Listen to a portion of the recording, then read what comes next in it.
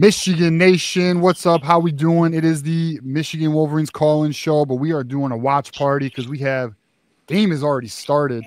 We're gonna make sure we sync up though, so I'm gonna make sure I sync up with the boys. We're gonna figure out where we are.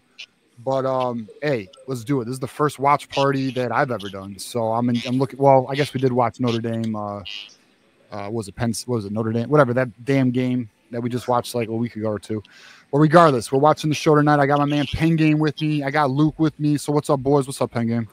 What's going on, man? How you guys doing tonight? Going good. Going good. We got some Michigan basketball to watch. Yeah, about to enjoy this dub. Honestly, we're gonna kill them. But yeah. So Luke, what's up, man? How you doing, bro?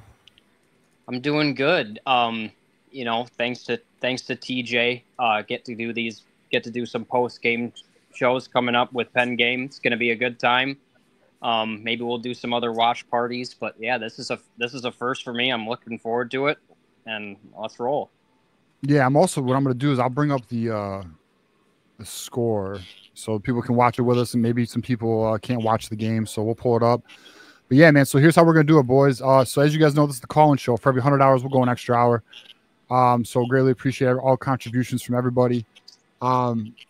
Also, we will be taking calls during the game, so we're not just going to be doing a watch party. Well, we will be doing a watch party, but we're going to take calls with you guys. But before we do that, Pen Game, let them know where they can find you, man.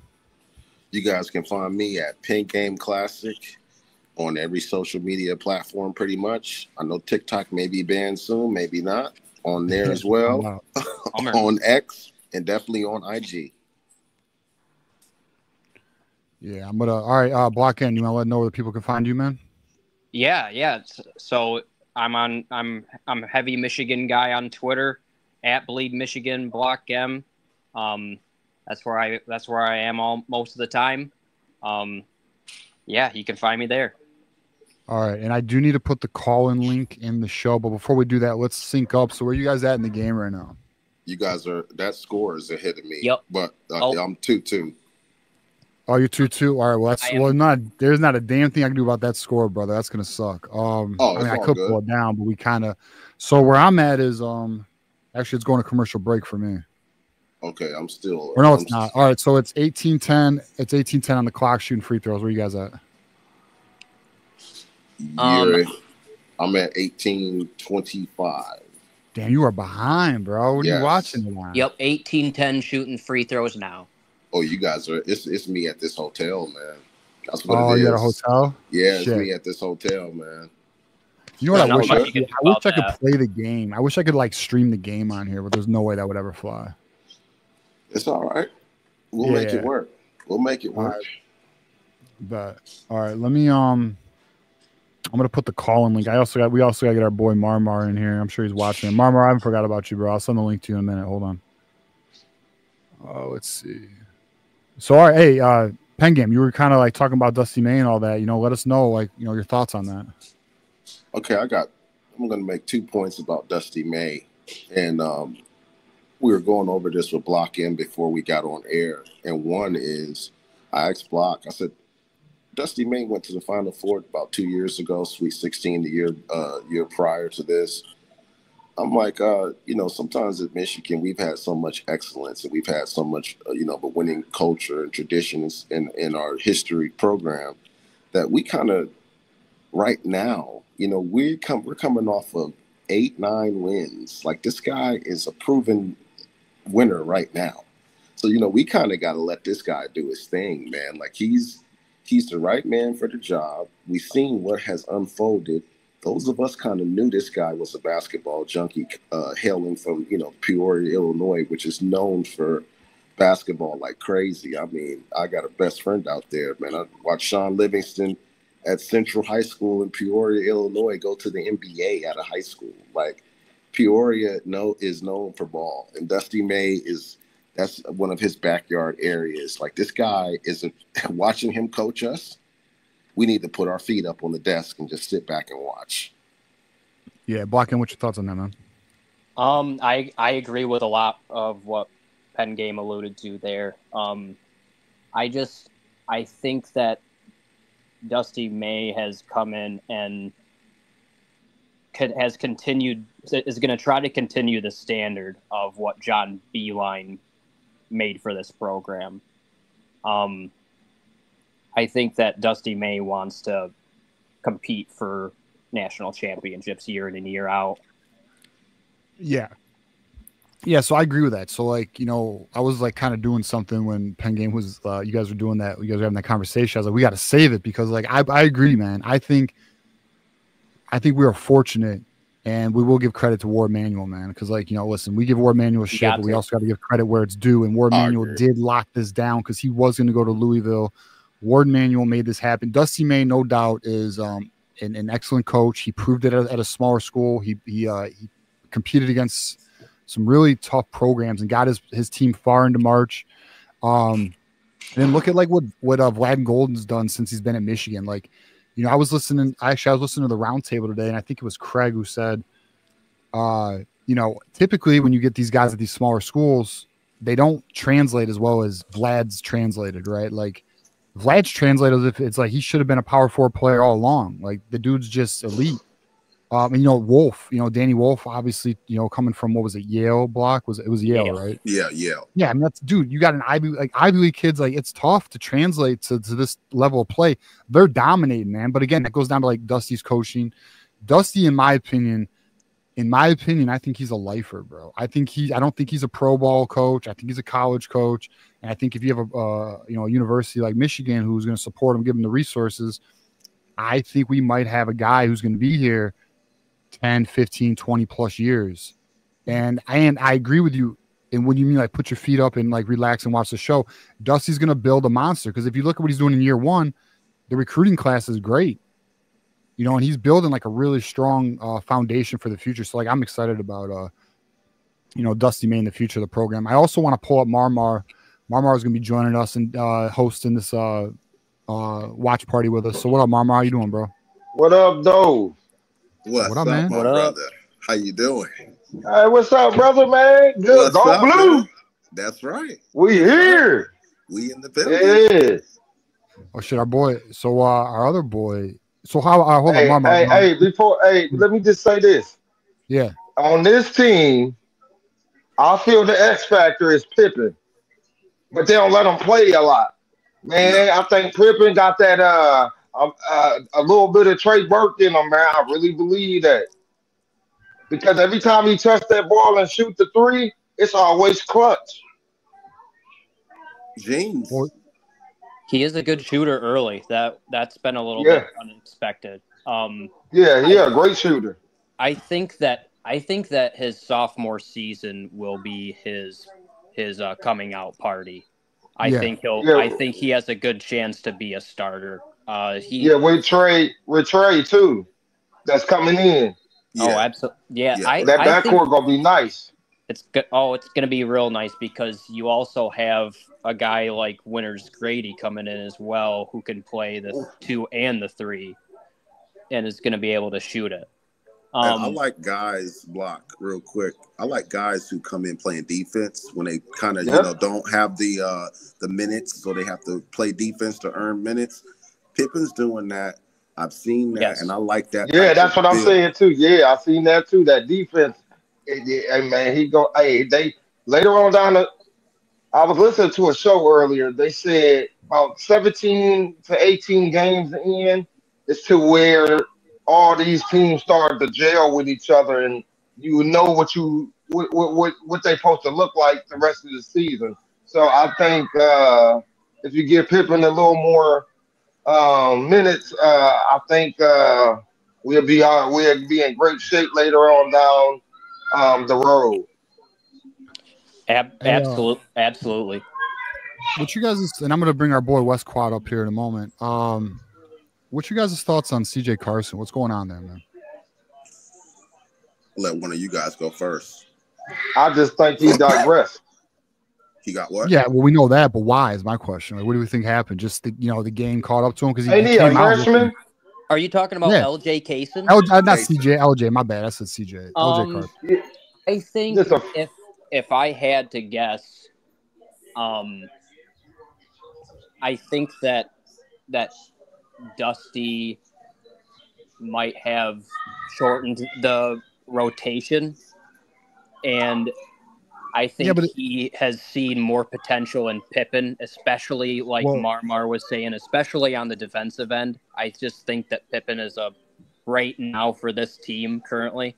Pippen's just a much better defender at this point.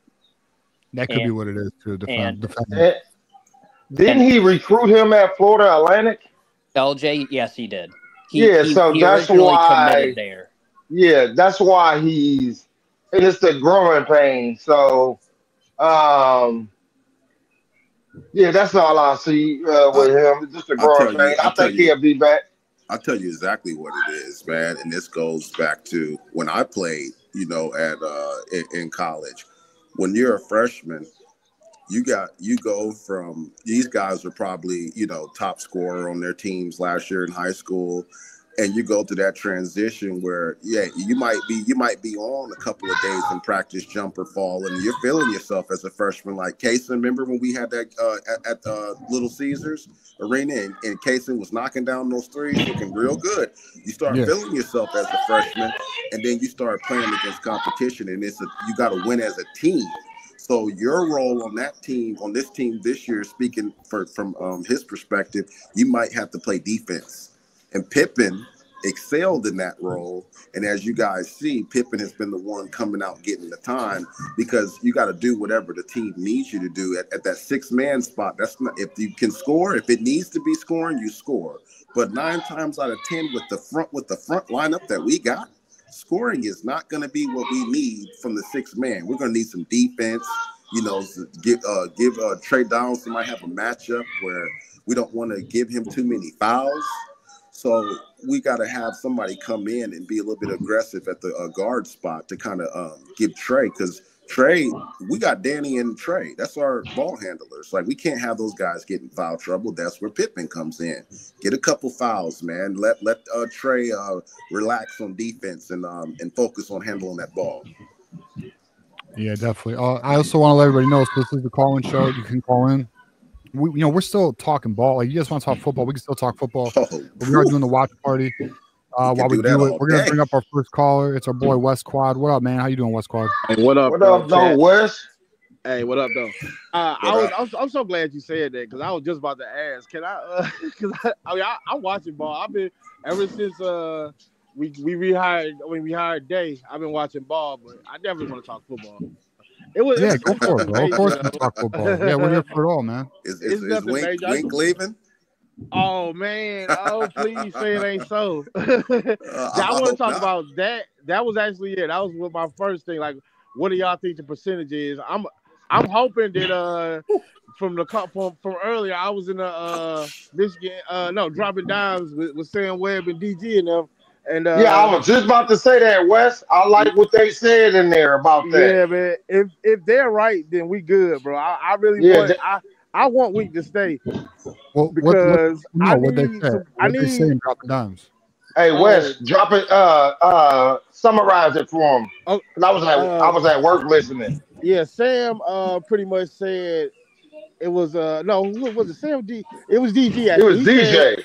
It was DG. Yeah, it was he said it's like a 97% chance. I feel like that's kind of high, but whoa. Yeah, he makes it. I mean, he was saying from his perspective, he thinks that they can't pony up enough money, and that the jobs that he's been offered aren't the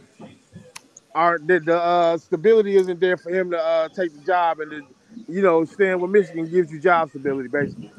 Yeah, I do know Sam said today that if they don't offer more money than Wink Martindale, and for those who don't know, Wink Martindale is the 4th largest defensive coordinator contract in all of football. If they don't offer more money than Wink Martindale's getting at Michigan, he's not leaving.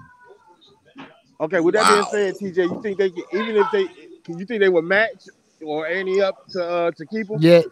So it appears that Michigan's willing to do what they can to keep him. I mean, I think for Wink to be gone, they got to make him like the highest paid or second highest paid defensive coordinator in football, and I don't see that happening because he ain't that guy. He was in the NFL, like he ain't that. He's probably not even a top 5 coordinator. He's not a top 5 NFL coordinator. So I think on top of that, like guys, like, and I mentioned this on Tuesday's show, Wink does have a reputation in the NFL. Like, he does butt head with head coaches. He is stubborn. So, like, I'm not so sure that he's going to go to the NFL. I think teams are just doing their due diligence and just seeing, as a potential and where he's at with it and what it would take. I'm not so sure he leaves, man. And then, like, I don't know if anyone saw Sam Webb did put up an update on his site like a few days ago about how, like, Wink Martindale was at Skeeps and shit, scorekeepers. He was at Skeeps, like, partying with the team and stuff. And, like, so, I mean, he's enjoying his college time, right? Nice. That's good. That's what I said. That's what I said. He ain't gonna. He like. I think he like. Them grandmas building up young men. I thought you was gonna say them grandmas. yeah, them that too. But he's not even on the road, so he can't even. You can't pull grandmas from Schembechler Hall. So. But no, oh yeah, and the other thing I want to talk about was did y'all see Nathaniel Marshall in the Navy game? I was about to say Army. Yeah. In the Navy All-American game. Man, I think we might have to move him up the depth chart, TJ. I think that boy gonna play early. Hey, he's a stud, and I talked about this also on Tuesday. I was like, look, you could be frustrated about wide receiver recruiting, but the reality is Michigan, and we see the Ty Haywood stuff right now. And if anyone didn't know, Bryce Underwood's still posting about Ty Haywood. He made another post today about Ty Haywood on his Instagram. What was that about, TJ? What was it about? Yeah, what did he say? I'll show you. What did Bryce say? I'll show you. So Bryce has been putting out these little, like, subliminals lately, and this is his most recent post on Ty Haywood. He on campus right now. Yeah, and just so anyone knows, Underwood's a part of that. So this is Bryce Underwood's recruitment. Don't mind Kay Adams in the bottom right. Me and Nick were bullshitting. But ain't nothing wrong with that. That's my future wife. You know what I'm saying? No one touch. But yeah, so he's been frequently posting about Ty Haywood, and he's visiting tomorrow. So tomorrow and Saturday, or tomorrow all the way to Sunday. And word is Bryce Underwood's going to be a part of that. So, and we all know, we talked about this Tuesday. It's a Queen Jolene recruitment. Michigan's very aggressive here, and I'm from my understanding they're going to try and close this weekend. So hopefully we get some good news in the not too distant future. Hey, I feel like so what would that bump our class up to? I'd have to look. I can find out. I can look in a minute. But if we get him and Mathis, I believe it puts us to 6th. We was at 6 a long time ago. Yeah, I think we're 9 now. I mean, I can look though. Yeah, I haven't looked. Where you get your recruiting info from? Well, no, I mean I know you get it from everywhere, but who are you using when you say 6? Oh, I was looking at all of them. Some of them had us at 6. Some of us had them at 9. So it's just depending on the site that I use the composite, bro. I think the composite is obviously the best. I don't mess with ESPN's recruiting, bro. I ain't gonna lie to you. No, ESPN feel real shady sometimes, and the other feel shady. That's what I said, West Squad. Listen. Why is it that when we get the recruits, we always the stars are always 3, and these be 4 or 5-star guys, right? But they always saying they 3 to 4 stars, and we always getting shorthanded on that. ESPN, everybody does us like that. But when everybody get a 3 Michigan bump, but now it's different. It feel like you get negged when you come into Michigan, but. That's what I'm saying. But no, that's all I want to do. I ain't really want nothing else, though. I just want to talk a quick little football. Oh, you good, bro? We're going to be dogs this year. Why? Hey, look, I can't wait to go to the spring game. Look, second half Penn State game plan and win games this year. To be honest with you, Bryce is not going to have to throw that much, bro. I think that running game is going to be sick if we can get the OL to jail. Did y'all see the video on Justice Hayes today? Hayes? No. Yeah, he getting it in. He working. Oh, he's working out on Twitter. Yeah. Yeah, he working out, bro. He getting that. Hey, that's about. Hey, listen, I was watching the little highlights. Hey, he is. Hey, the one that stood out to me, the run that stood out to me is when he ran against Missouri, and then he hit dude, and then he took it And to the kept house. going. Yeah, Bruh, kept going. I saw that. the Big Ten, the Big Ten ain't ready for him. Hey, oh yeah, one more thing. I've been thinking about it, bro. Like, I know we want to land another receiver, and I hope we do. But I think our receivers might be a little bit better than we think they are. I do too. It's just that the black hole at quarterback that we had this year made them. Because there's a lot of times I'm rewatching, like, I mean, it ain't all 22 film or nothing, but I'm rewatching the game like, bro was wide open. And I mean, I know sometimes he was running for his life, but he just couldn't see. Davis Warren couldn't really see shit when he was running, bro. Like he was not trying to look downfield except for a couple plays, like in Ohio State game, obviously with Peyton O'Leary. That was a great pass. Hey, that's my guy. I'm glad you said that name. Peyton O'Leary if Peyton O'Leary had a great quarterback, bruh. I don't know. We'll see. He him. I like Peyton O'Leary, man. He him. What you guys? Well, what you think? I mean, the catch in Ohio State was epic, but money. That was perfect. That's legendary. That catch was legendary, TJ. It was. No, yes, it was. I agree with that. That was iconic in my opinion. But like, we'll see. I don't know. I mean, I still feel like we need to upgrade our wide receiver situation. Oh no, for sure. I'm just saying, like, they might not be that bad. The way we talking about it right now, it won't be last year bad. It won't be that bad. We know that.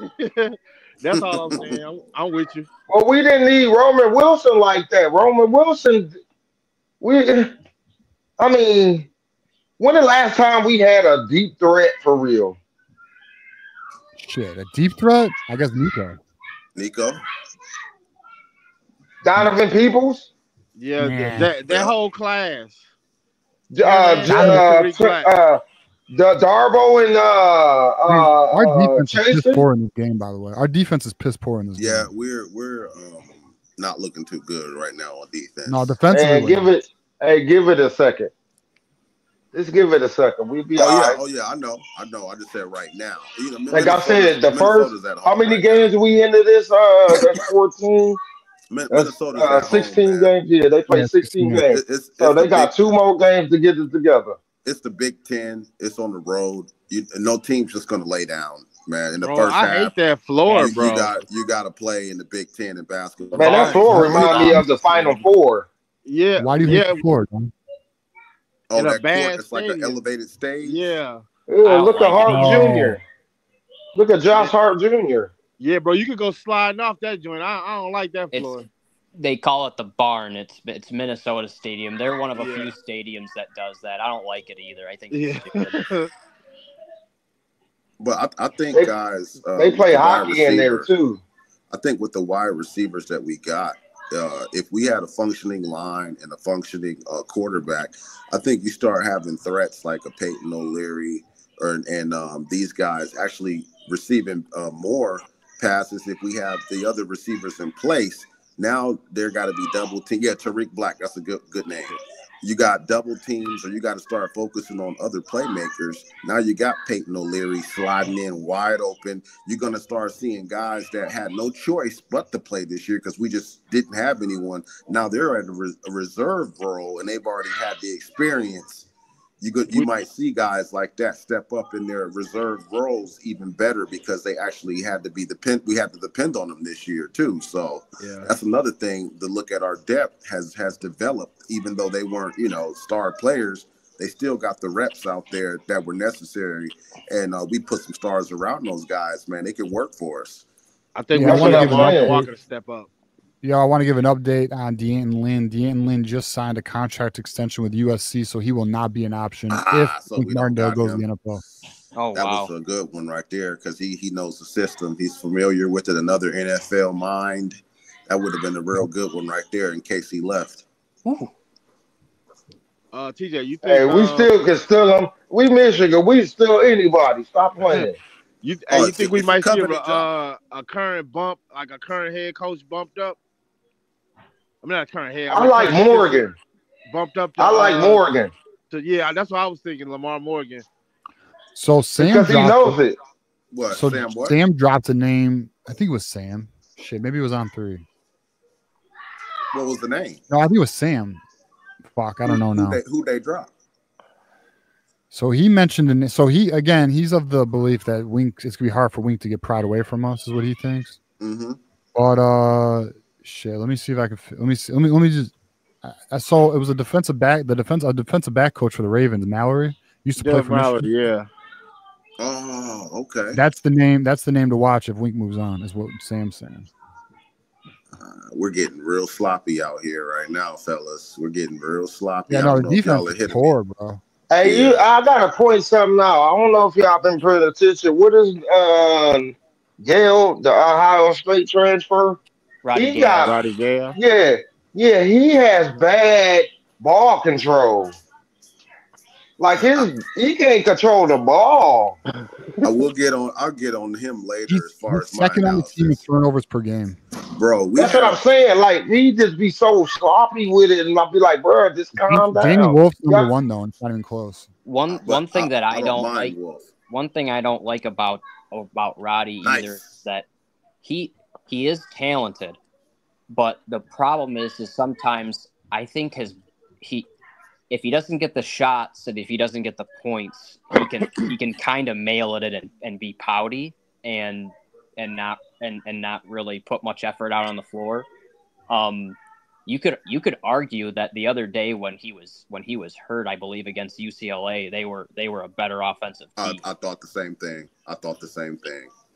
So I really did. I would personally, one move I would really like to see Dusty May, and I'd like to get your guys' thoughts on this. Bring him off the bench. I was just thinking that. Hey, I'll be right back, y'all. Because I think he could be effective off the bench, and he could run the second unit a little bit and be the number one scorer.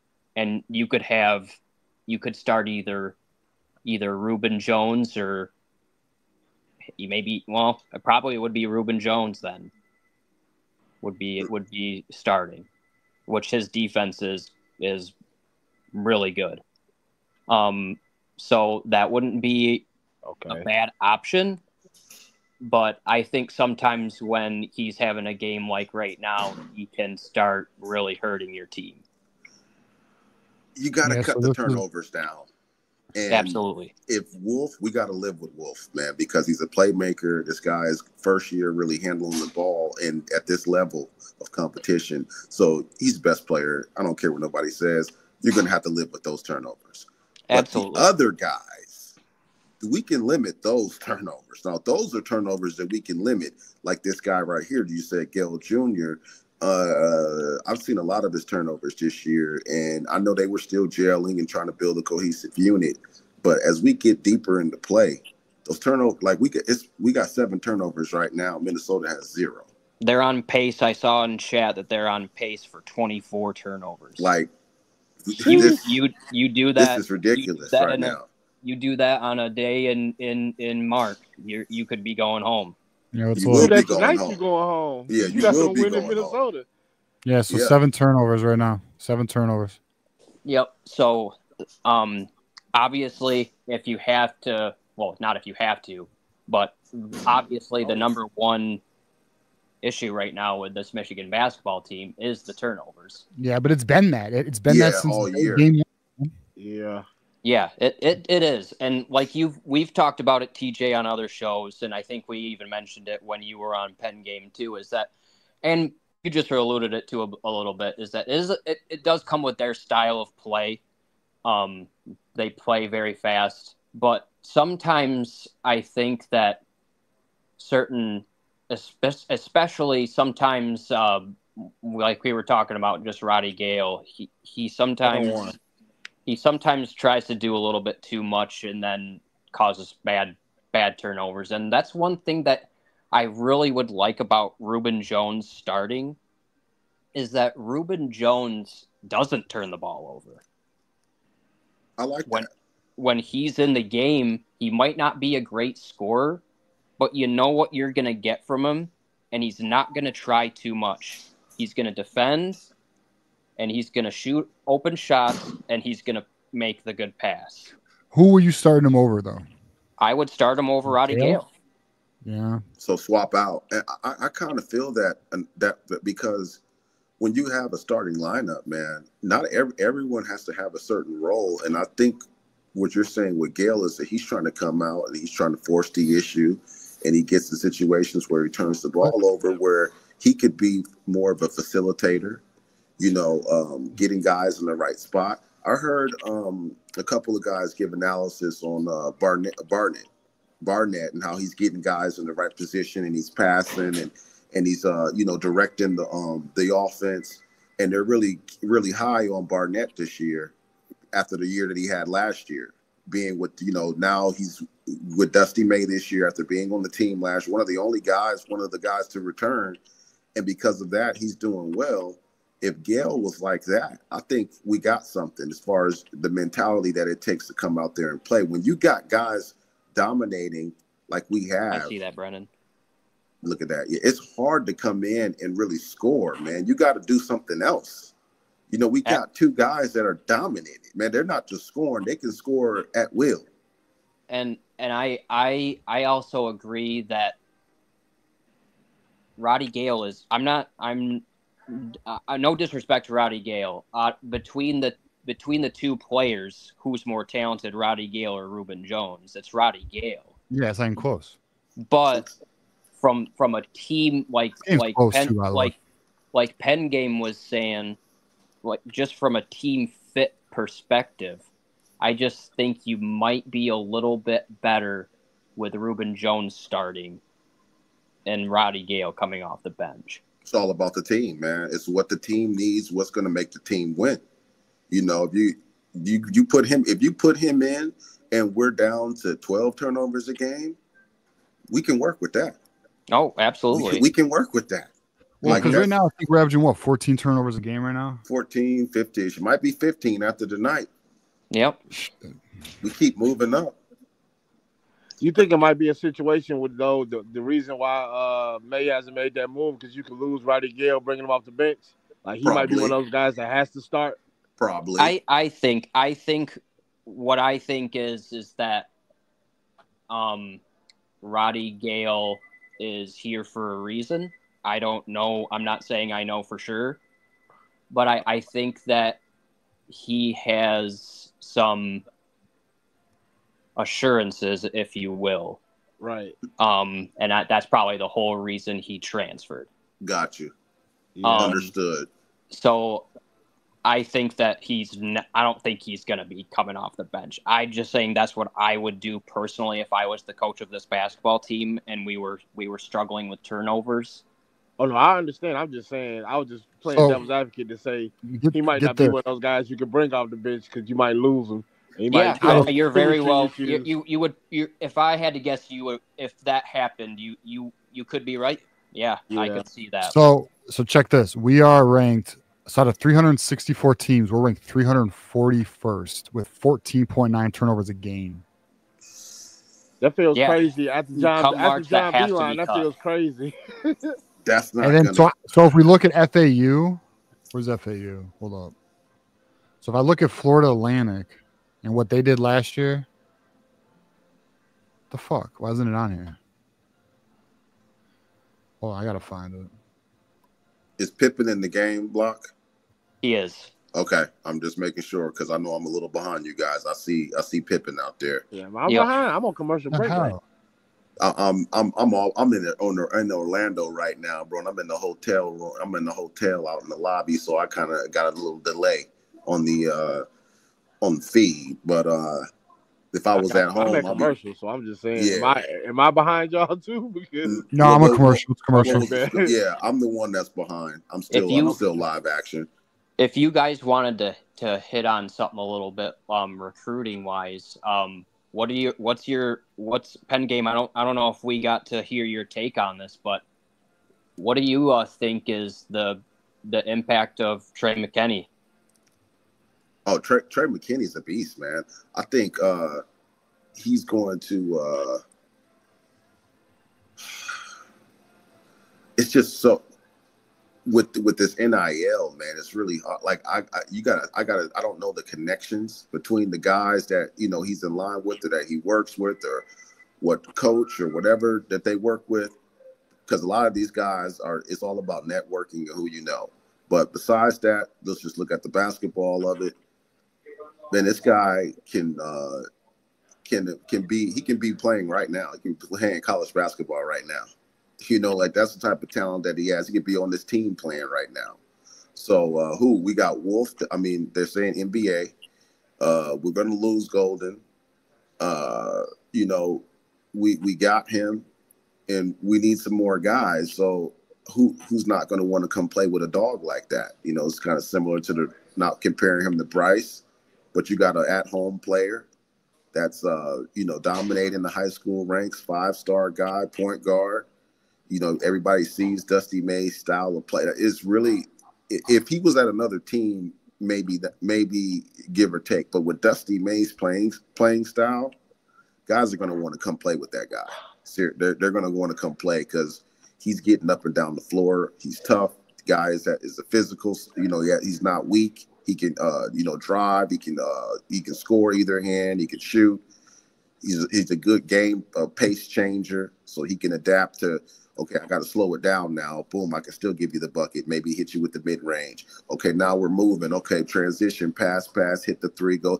The guy can play any situation, like they say in football, situational basketball. Absolutely. We don't have that right now. That's why you can tell the difference. They say that guy's a point guard. When they give their analysis, they're like, that's a point guard, because a point guard is going to come down and they're going to be able to play situational basketball, like they say football. They're going to be able to come down, dictate, switch, change. And that's what we had a Trey Burke. We saw the beauty, the poetry of motion with a team that passes, and you got a floor general that can move at either pace. It's a beautiful basketball game to watch. And this Dusty May doesn't have that guy right now, but credit to his coaching, he's doing the best job that he possibly can with what he has, and that's why I love him as a coach. Absolutely. TJ, what do you think? We talked a little bit about it, but do you think that Trey McKinney is going to be a really impactful player for Michigan? Really impactful, no, but I think it'll be something like as the season progresses, his role will expand. I fully anticipate he'll be in the rotation, though. He'll come off the bench. You think he's starting next year? Well, I got to look. Who's leaving next year? I guess I got to kind of look at that. Well, I'm not sure. Oh, Donaldson will be back. Yeah, Donaldson. I'm a huge fan Rudy of his Gale will be back. I think what will happen is he will be the first guy off the bench. And he'll be like, I agree with that. So he'll come off the bench next year, and they'll develop him slowly. And it'll be one of those things too, where if he earns, if he becomes a more responsible player than Rudy Gale, you can see him starting at the 2. Absolutely. Ooh. Absolutely. Him and the Trey and Trey backcourt. Let's go. Yeah. Sign me up. For Trey, yeah. We need a sick nickname. For Trey? For both of them? Yeah. Yeah, it's Trey and Trey, and it, shooting threes and shit. There's got to be a sweet nickname in there somewhere. Yeah, we only got a couple more months at Area 51. Something organic. Yeah, I believe that name is epic, by the way. That Area 51 is nuts. To be honest with you, bro, I can't understand why the fan base and community is not blowing that shit up more. Like that needs to be everywhere. In the student section, it should definitely be some aliens in the student section. Area 51, I can't believe that's not being hyped up more, man. Wearing the mask, they should have the mask bro. How y'all not leaning into that, bro? Like, dude, to be honest, bro, I think people haven't woken up yet about this team. I don't think they realize how good it is. I think people during the John Howard era they checked out. What up? Danny Wolf is they're now up 9, and they were the last time I looked, they were only up 2. Got you, because I'm 35. We're more than 9 right now. What? Now we're up 10. Okay, yeah. See, bro, this team is one of those teams, bro. Like if you're not paying attention, you look up and they'll be up by 15, but they will lose that lead. And that's true. And then they will get it back. That's true. I'm gonna tell you guys this, and TJ, real quick. Trey Donaldson is 5 for 5, 11 points at my ticker, and I know you guys are ahead of me. So if he's missed a shot, whatever. But at this 5 for 5 right now, 11 points. Yeah. That'll do. I mean, John. Will Cheddar too. Wolf knocking down threes. Oh yeah, I see what you guys are talking about. Yeah. The one thing too, and I'll throw it to TJ after this, is that I don't know how much college basketball you watched last year, but Trey Donaldson, when he was at Auburn. He was a bench guard.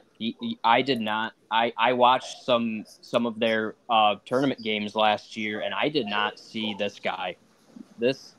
He's had some games. He got outshined in the UCLA game by Vlad Golden, because Vlad Golden had 36 points, but Trey Donaldson, I believe, had 26. Yeah, 20 something. Yeah.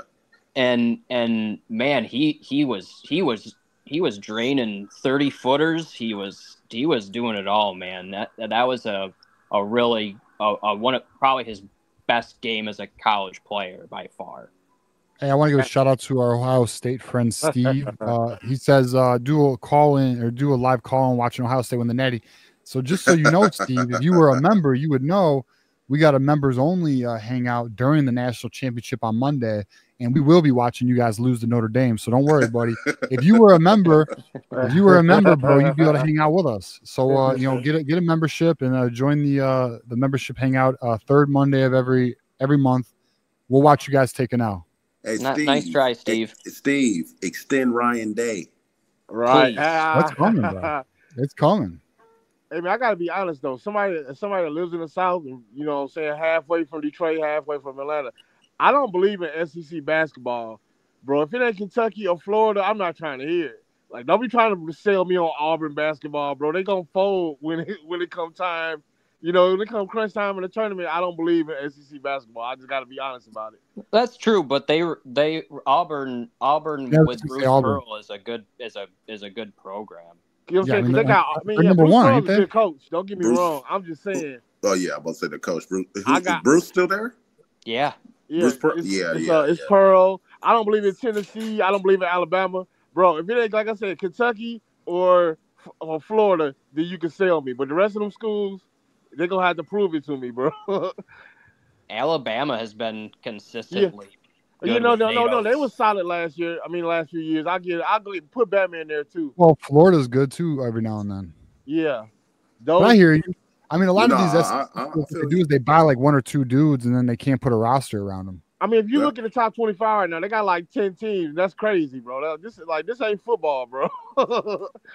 I don't know. I'll be proven wrong or right. With NIL though, the way it is now, man, they're more players than they used to be. You know? Yeah, no doubt. Because before the ACC kind of ran that, you know. You see the same way we're lightweight taking over in football. NIL changed the game for everybody. Yeah, it's parity now. Yeah, all across the board. Right. But I feel you still. I still feel you. I'm not. Yeah, like I said, we just gotta see, bro. You can have all your teams in the top 25, but what's gonna happen in March? Yeah, we've seen this happen time and time again when it comes to March Madness and this 65 field tournament. Right. Man, I'm not gonna be putting a bunch of SEC teams advancing. That's They're gonna be a lot of upsets. Bro, a lot of upsets. Exactly. I mean, I'm saying we like I said, we will see. But like I said, you can give me the blue bloods, but the new ones, nah. I'm not buying them, bro. A couple programs that I'm pretty surprised that aren't good yet, but I think they will be. I'm surprised St. John's isn't as good with Pitino. I watched them play against Kansas State earlier in the season. I saw them play against Kansas State. Their game kind of got lopsided and uncompetitive, but I checked them out earlier. Do you think it's because St. John's doesn't have the resources to get the players to be competitive?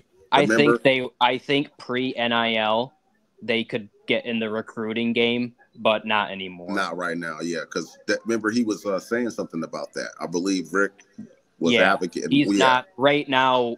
I don't think their collective is.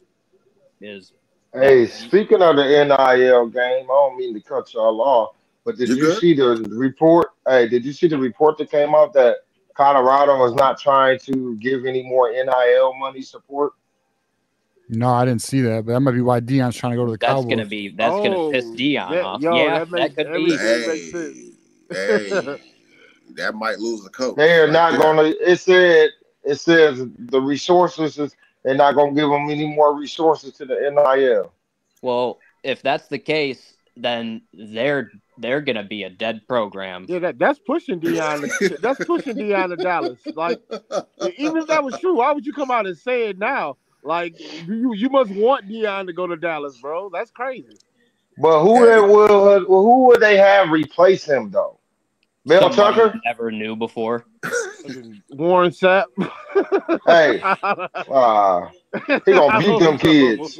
They'll probably here's what they'll do. Hey, Warren Sapp gonna be beating kids. Contract to Joel Klatt. Joel Klatt? Joel Yeah. Klatt is crazy.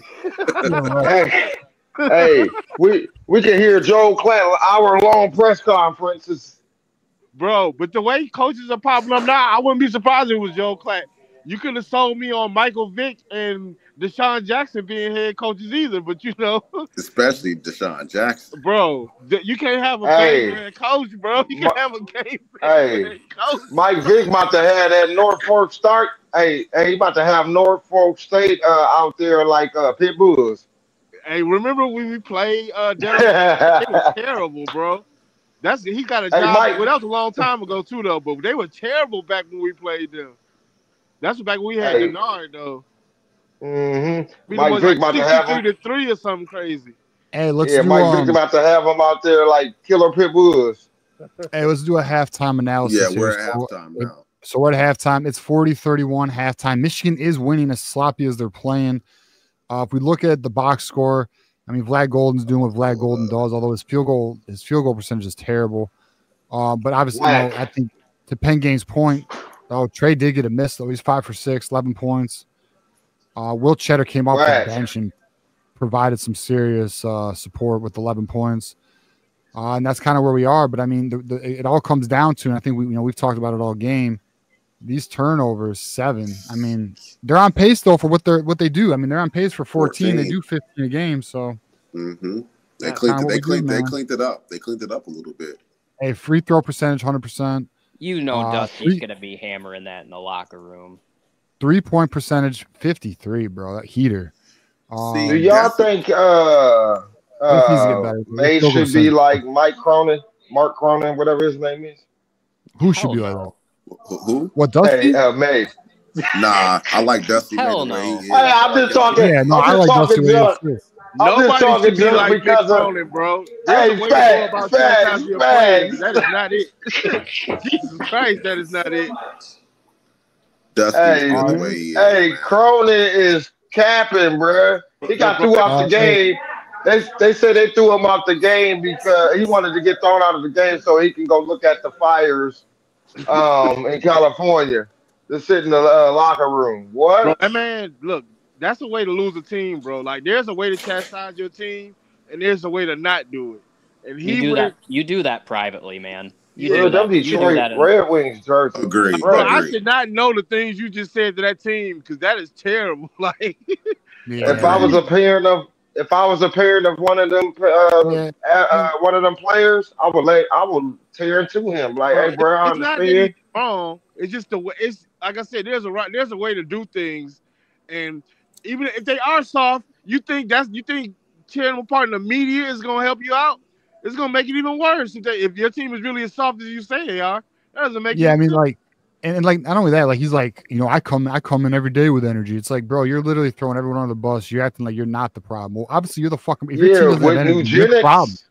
You're not playing either, bro. Yeah, you got all the energy. You're not playing every goddamn day. Yeah, but like I'm if everybody else has the issue and you don't, you're the problem, bro. You know where his energy coming from? Nugenics. If you're a coach of any sport, hey, thermal, and you can't get your players to win. Oh my goodness, that's on coaching, right? You can't. What's the saying? Hey, y'all gonna envy me when I say this. Listen, I get to go to the first four every year. Hold on, Mark. What were you saying, Block? You said my bad, bro. I'm sorry. No, you good because I'm in this lobby, so I'm just making sure I can hear. So what were you saying about that? About Mick Cronin? Oh, I just think that if you're a coach and you can't get your team to be motivated to play, like that's mostly on you, man. Yeah, that's like, a him problem. That's what I'm saying. Yeah, like that's what they say. You can't expect to just. I don't care if you're smarter and a better coach X's and O's than Coach K or Dean Smith or something like that. But if you have no motivational skills as a head coach of a major program, you're never gonna win at anything. Go ahead. What you think? Hey, bro, what kind of players did you're not getting like Cincinnati Dogs. You're not getting no Bob Huggins team. You getting a soft team. Like what did you expect? Is my thing. Like I don't understand. Like not to say that UCLA can't be dogs, but you know what I'm saying. You're not getting no tough, rough and tumble team at UCLA unless that's what. Then you gotta you recruited them for the most part. I was just gonna hit the nose on that. Okay. Either this is a catastrophe as far as scouting is concerned, or like you pick these guys. Right. So to be talking for us to see this in real time, somebody dropped the ball here in scouting or something, or he just doesn't know. These guys are not receiving his message because he's the leader, and they're a reflection of his leadership. Right. I think it might just be a mismatch in like the type of coach he is and the program he should have went somewhere else, bro. I don't think it's gelling, but we'll see. We got 3 players in double figures, guys. Hey, what's quad? Already? What's that? Will? Yeah, go ahead, Pen Game. After that, we get it. No, you're good. Golden has 10-6. Trey's 11-3, and we got Will is 11. He's got 11 points. He's got an assist and 2 rebounds. Ruben, when we talk about Ruben Jones, Ruben has a nice stat line: 3, 3, and 3. So we got some guys playing ball right now. So yeah, for sure. All right, hey, what's quad? You rolling with us, or you trying to get off? No, as long as y'all have me, I'm just here. All right, you can stay. I'm gonna pull. All right, you can stay. I just wanted to make sure. I didn't know if you wanted to bounce. All right, we're gonna pull up Nick. What up, Nick? How you doing, bro? What up, fellas? How's it going? Well, Nick, going. Enjoying the current victory going on right now. Dude, I know. I'm surprised Minnesota's been able to keep any kind of pace at all offensively. I didn't realize they were 0-6 in the Big Ten. Oh, I didn't know that either. 8-3 overall. Damn, they are 0-6 in the Big Ten. Damn, I didn't even notice that either. They're struggling this year. But, dude, like, I saw it looked like May benched Danny Wolf for a few minutes there. This guy is either just on point or just like a half step slow, man. Some of his angles, like, I know I saw like they're starting to project him as a first round pick. I like Danny Wolf, man, but unless he really develops more, some of his passing angles, if he does that shit in the NBA, he won't be in the league long, man. Like, well, he leads the league. He leads our team in turnovers with like 3.9 a game or some shit. He's got to come back another year. I don't see him. That's what I wanted to ask. I wanted to ask you guys this question, and to hit on what you're saying, Nick. I hear you. He does have to cut down on turnovers. One thing you do have to realize too with Danny Wolf is he's already this good coming up to Big Ten play. Coming from Yale to the Big Ten is a big step, and to be able to be as big as he is with his skill set. And yes, there are headaches, man. You're not wrong in that regard whatsoever. There are times where you're like, why did he make that pass? What was he thinking? But then there are times where it's like, this guy looks like freaking Larry Bird. I was actually just saying that to my buddy the other day. He kind of looks like him too, funny enough. But yeah, I mean, I don't disagree with that. That makes sense. But I think, again, I don't think I think projecting him right now as a first-round pick in the upcoming NBA draft is insane. That's way too. I think it would be bottom first round. I don't think he would go lottery. If he was my which family is member, even I'll tell more him to reason come to come back, though.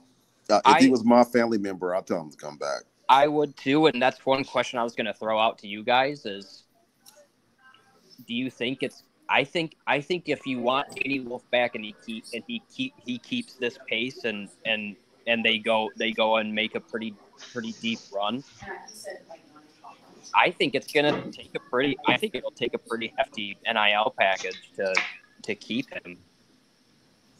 Yeah, well, I think Michigan's willing to do that. They've shown that they're willing to pay. Now, basketball might be a little bit different story. I don't know what the support is for that, but I know Dusty May is a hustler, so it's pretty good. Yeah, they have backing. They have backing. Here's the thing for me, though. We all know how the NBA drafts. It doesn't even matter if you're ready or not. They draft based on potential, so you know damn well he's going to get evaluated. They're going to say, "Oh, you're going to be projected like 15 to 25 or something," and then. And I'm sure, I don't know if anyone knows, but like when you get a first round draft, when you're drafted in the first round in the NBA, it's a guaranteed contract. Yes, it is. So and ironically, I looked this up the other day, and maybe somebody can back me on this in chat, but that the bottom half of the first round makes around $1 to $2 million average on their contract. Not nearly as much as lottery, but they ironically to me average about what I think Michigan would offer him. Yeah, well, one of the reasons I think there's a higher chance of him coming back is his potential to I think it's highly likely if he comes back, he would be a top 10, top 12 pick. Yeah, I agree. So I could see that as well. Like a situation where, I mean, yeah, right now he's borderline, but I think overall, because I do expect him to improve, I think his draft stock will just continue to rise because you just don't see what he can do. I mean, he's a 7-footer with true guard-like skills. So I think he will get better. And I'm not saying that like some crazy motherfucker GM is gonna like be like, oh my gosh, he reminds me so much of Larry Bird. We got to take him in the top 15 now. Like, yeah, that may happen. All I'm saying is like, my concern is some of these angles that he's taking. He's a step slow and passing with poor angles. And you do that shit for very long in the NBA, bro, and you will not last. That's Nick. That's what Block was referring to earlier when he was talking about him taking that step up from the Ivy League to Big Ten, or to just power 5 ball. Man, these guys are moving a lot faster, and that's why I said, I don't know if you caught me earlier. I was saying with him, we got to live with some of his mistakes. That's why I think development. Yeah, if we win national title, whatever, all bets are off then. But as far as his development, if he was a family member of mine, I want to see that full potential blow up. I think he needs to come back another year because dude was killing in the Ivy League. He was looking promising. Now you got another year under your belt in the Big Ten. Now we're talking solidified first-round draft pick in my eyes. Yeah. Yeah, and I picked this team early on to win the Big Ten. I was hesitating there for a minute because the turnovers were really bad. They're getting better. I think they will actually continue to improve. But at this point, man, that pick and roll game with 2 7-footers. What's his nuts? Matt Zenitz, CBS Sports. I don't know if that's a fucking name or whatever, but what's his nuts. Yeah, that's a new one for me too. Yeah, that's a new one. He wrote some article. I don't know exactly how he was breaking this down, but something to do with offensive. Well, they were talking about it on Sam Webb's show earlier today, where when both Vlad Golden and Danny Wolf are on the floor together, they're over. Oh yeah. No, I saw this. I'll pull it up. I got it on Twitter. Yeah, pull it up, TJ. Pull dude, that like up. it, and I believe it. Like sometimes you see a stat and then you it just doesn't crazy. It doesn't really add up to what you see. But this stat does. Like when you watch, it's literally unstoppable. I've never seen anything quite like it. And if these guys, what's scary is like, if they would have just cut down their turnovers by like a third, they probably win almost every game they played by a blowout. So right here. So Michigan has played 491 possessions with 2 7-footers, Wolf and Golden this season. The next closest team, according to his database, is just 27 possessions. So there's nobody in college basketball who can even throw this on the court, okay?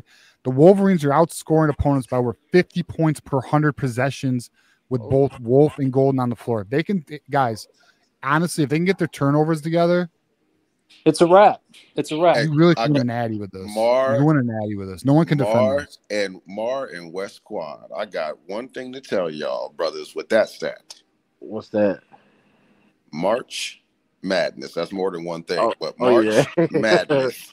March Madness. Because if we're shooting the 3-ball well, some of those turnovers are going to get canceled out, because I did hear Sam Webb and another I can't remember the old Michigan basketball player that he was talking to on the show. You guys might know the guy. Daniel Horton. Daniel Horton. No, not dropping dimes. It's when he's talking to a former Michigan player. Tim McCormick? Yes. McCormick. Yeah. Remember, not all turnovers are equal. That's what he kept expressing. That's true. Because when we're doing the dead ball turnovers that lead to taking the ball out of bounds, the transition ones are the ones that can change the game and change the momentum when a team gets it and they're going the other way. When it's out of bounds and they got to take it out, you can set up again, and you go from there. It's like a pick six versus a interception that's downed. Right. So and one of the additional issues with the transition turnover and transition, that's oftentimes when you see a lot of offensive rebounds, because the defense, they haven't gotten fully back yet. It's just harder to get back on defense. And when a team gets an offensive rebound, the chances of them making the next shot drastically go up. So that's just an added thing. Those types of turnovers are just killers. It will cost you a game. And unfortunately, I think this team is always going to be a little prone to that. But the reason why I picked them earlier, and some of the stats, TJ, that you just pulled up confirm it even more for me, I just don't think there's another team in the country that has the ceiling that this team has. And it's always like when you go back and I know people say look at Ken Pom, top 20 offensive efficiency, defensive efficiency. That's always the champion. Well, the reason for that is because of that ceiling, and you can usually pinpoint it earlier in the tournament. I remember in 2018, when Michigan played Villanova in the championship. Listen, that game was always going to be a blowout. Michigan was either going to shoot threes like they did against Texas A&M and beat Villanova by 15, or Michigan was going to be off and Villanova was just going to dominate. Because earlier in that tournament, I don't know if you guys remember this, Villanova played Texas Tech, who was the number 1 defense in the country that year. Yeah, they torched them. They won by 12 or 14 points. They won by double digits, and I'm pretty sure they shot in the 20% from 3. And as soon as I saw that, I immediately was like, fuck. Bro, I still hate Dante DiVincenzo, bro. I'll never forgive him. The same way I never forgive the referees on that block on Trey. That was not a freaking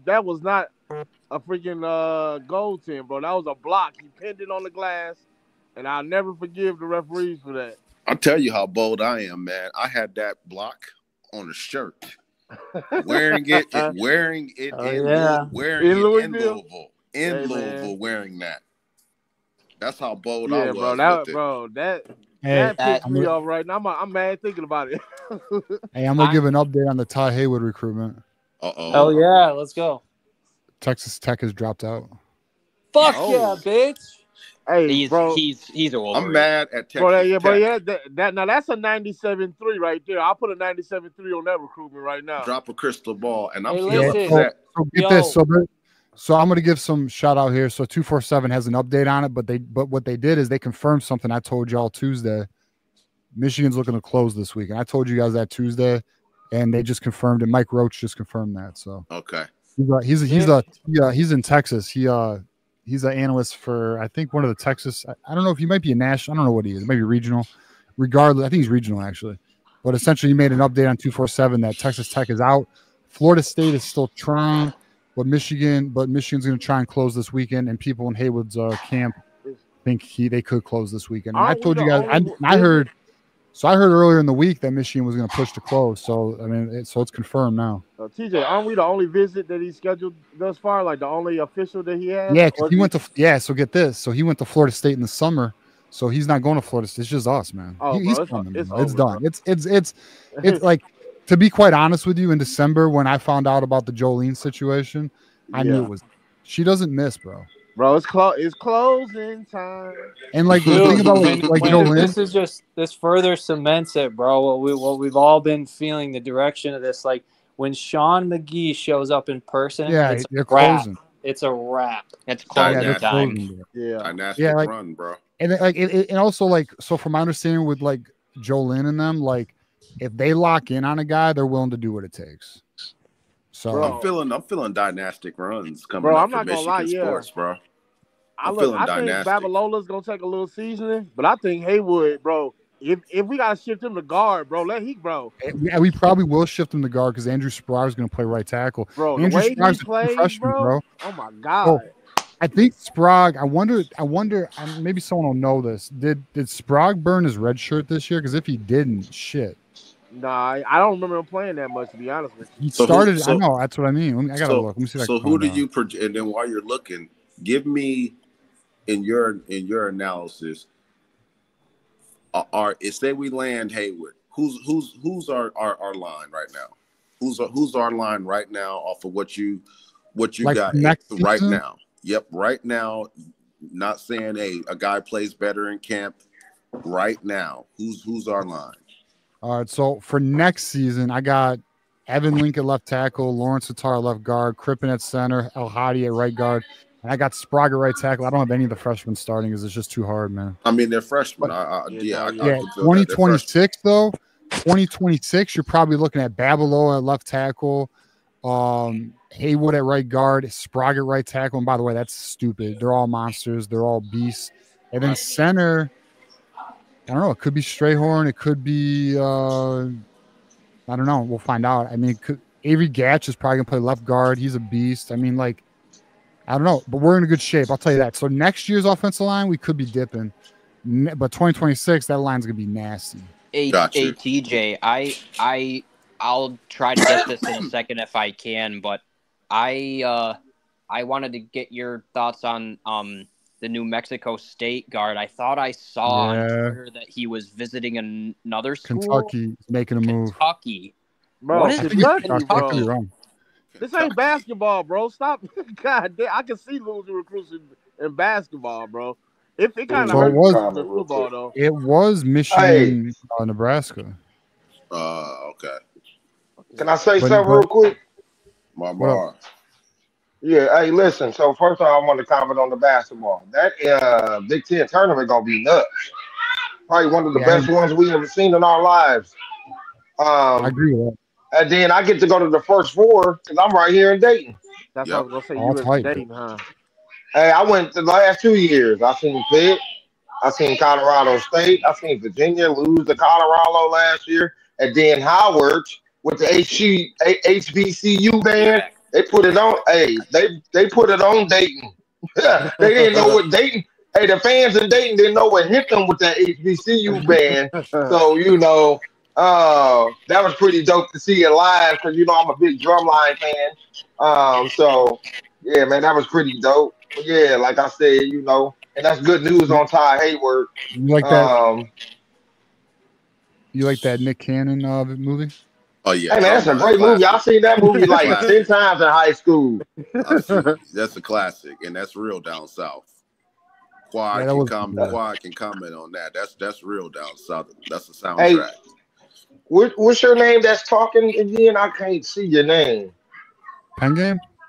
Yeah, Pen Game. Hey, didn't you perform at the Detroit Lions game? No, not at the Detroit Lions game. I performed in a lot of places, but I performed in East New York with Cool Rock Ski of the Fat Boys. I performed out there with him for something that he had with that Dana White. You talking about like Fat Boys? You talking about them Fat Boys? Like what? Yeah. Didn't they play in the movie? Yeah. The football movie, right? They played in two. Disorderlies. Yeah. And I forget the other one, but Run DMC was in it. Yeah, me Krush Groove? Yeah, Krush Groove. Me and Cool Rock is really cool, man. He took me under his wing and stuff when he saw that the group that I was with, we had some talent, and he put us under his wing and brought us out there to New York, and I did a lot of things out there with him. Still, contemplating on doing more things with him. But it's ironic because even he said, man, you need to do some of this sports stuff, man. The way you talk, because we talk the same like how we are talking right now about sports. Yeah. And he's like, you need to do this sports thing too. You need to bring him with you next time. You know what? That might be something that we might have to work. We might have to make it happen. Get a legend on here. A legend in hip hop on here, because that's crazy. Boxing. He loves boxing, but I love boxing too, bro. I like the new guys coming up. He doesn't quite understand. I mean, he understands, but he loves like how this Michigan-Ohio State thing. And I just tell him from our side, and he's like, I think the Buckeyes got y'all. And I told him, I said, hey, don't sleep on us. And we ended up getting them. And he's like, man, this Michigan thing is real. That's what's up, bro.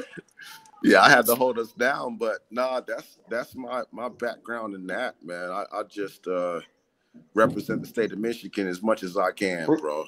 Appreciate it, bro. I do too. Man. You see me right here. I'm in Ohio. I wear nothing but Michigan stuff, and I go by. I always go by Michigan rules down here. I don't go by no Ohio rules. I do me. Yep. Guys, we're that's pretty deal. Where you at now? You said you in Florida. What you travel and do? I'm in Orlando. I actually came down here for some music stuff, and my wife is down here doing some training for her work, and I got some music stuff lined up that I'm gonna entertain while I'm down here. Be down here for like 2 weeks, man. So man, enjoy that, man. Enjoy that. Yeah, man, that's so weak, man. The lady told me as soon as I got off the plane, she goes, I said, I might have to take off some of these layers. And she goes, oh, you be careful. It's cold out there. I went outside, man. It was 55 degrees, 50-something degrees outside, man. I said, it was 9 this morning, woman, when I got you got to be careful. You got to be careful switching weather environments like that because you can get sick. Yeah. You see, I'm still layered up. That's what I'm saying. Hey, I'm this guy. I'm this guy. Tomorrow's this guy.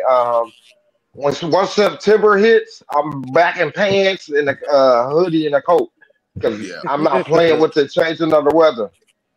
You always got to be like 45 steps of the weather, man, because it off balance your body. So, excuse me. But yeah, you're sick now, Marmar. You're sick now. Hey, but look, it's a 10-point game right now. Another thing that Michigan's got to learn how to do though is maintain leads, bro. We always give up. We lose them.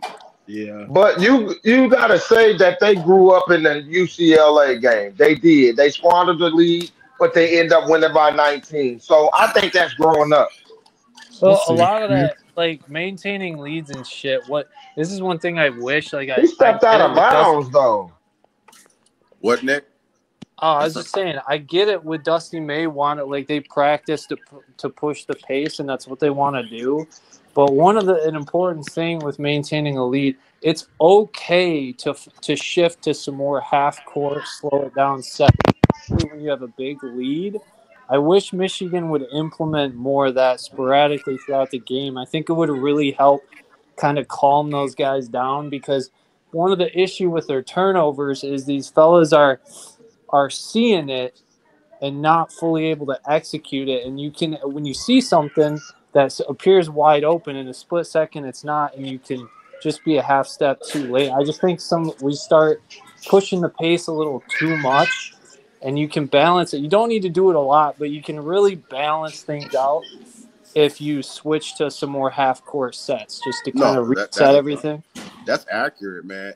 And just I know I'm behind, But Trey Donaldson on that pick and on that fast break, hitting it off to Danny Wolf for that finish, that and one. And that's probably what you said, TJ. We're up by 10. Trey Donaldson with that pick, that was a nice defensive play. And then to push the transition and dump it off to Danny Wolf for the layup. Man, I like that right there. But no, you're right. What you said, right, bro, it would have definitely came in handy in that Oklahoma game, bro. I'm still mad about that one. Like, Yeah, we that- definitely should have. Yeah, that we was definitely could have bullshit. slowed it down. And yeah, that wasn't a 4-point play, bro. Give him a three, but that was no foul, bro. That Oklahoma game, you could argue they kind of got hosed there in the end. No, for sure. One thing about the Flad Golden got poked in the eye. Yeah, he's all right. It's just an eye. He's good. But anyway, my ADD taking over there. But yeah, I think as far as slowing it down, I think you're gonna see that a lot more in the future with the guy we were talking about before, Trey McKinney. Okay.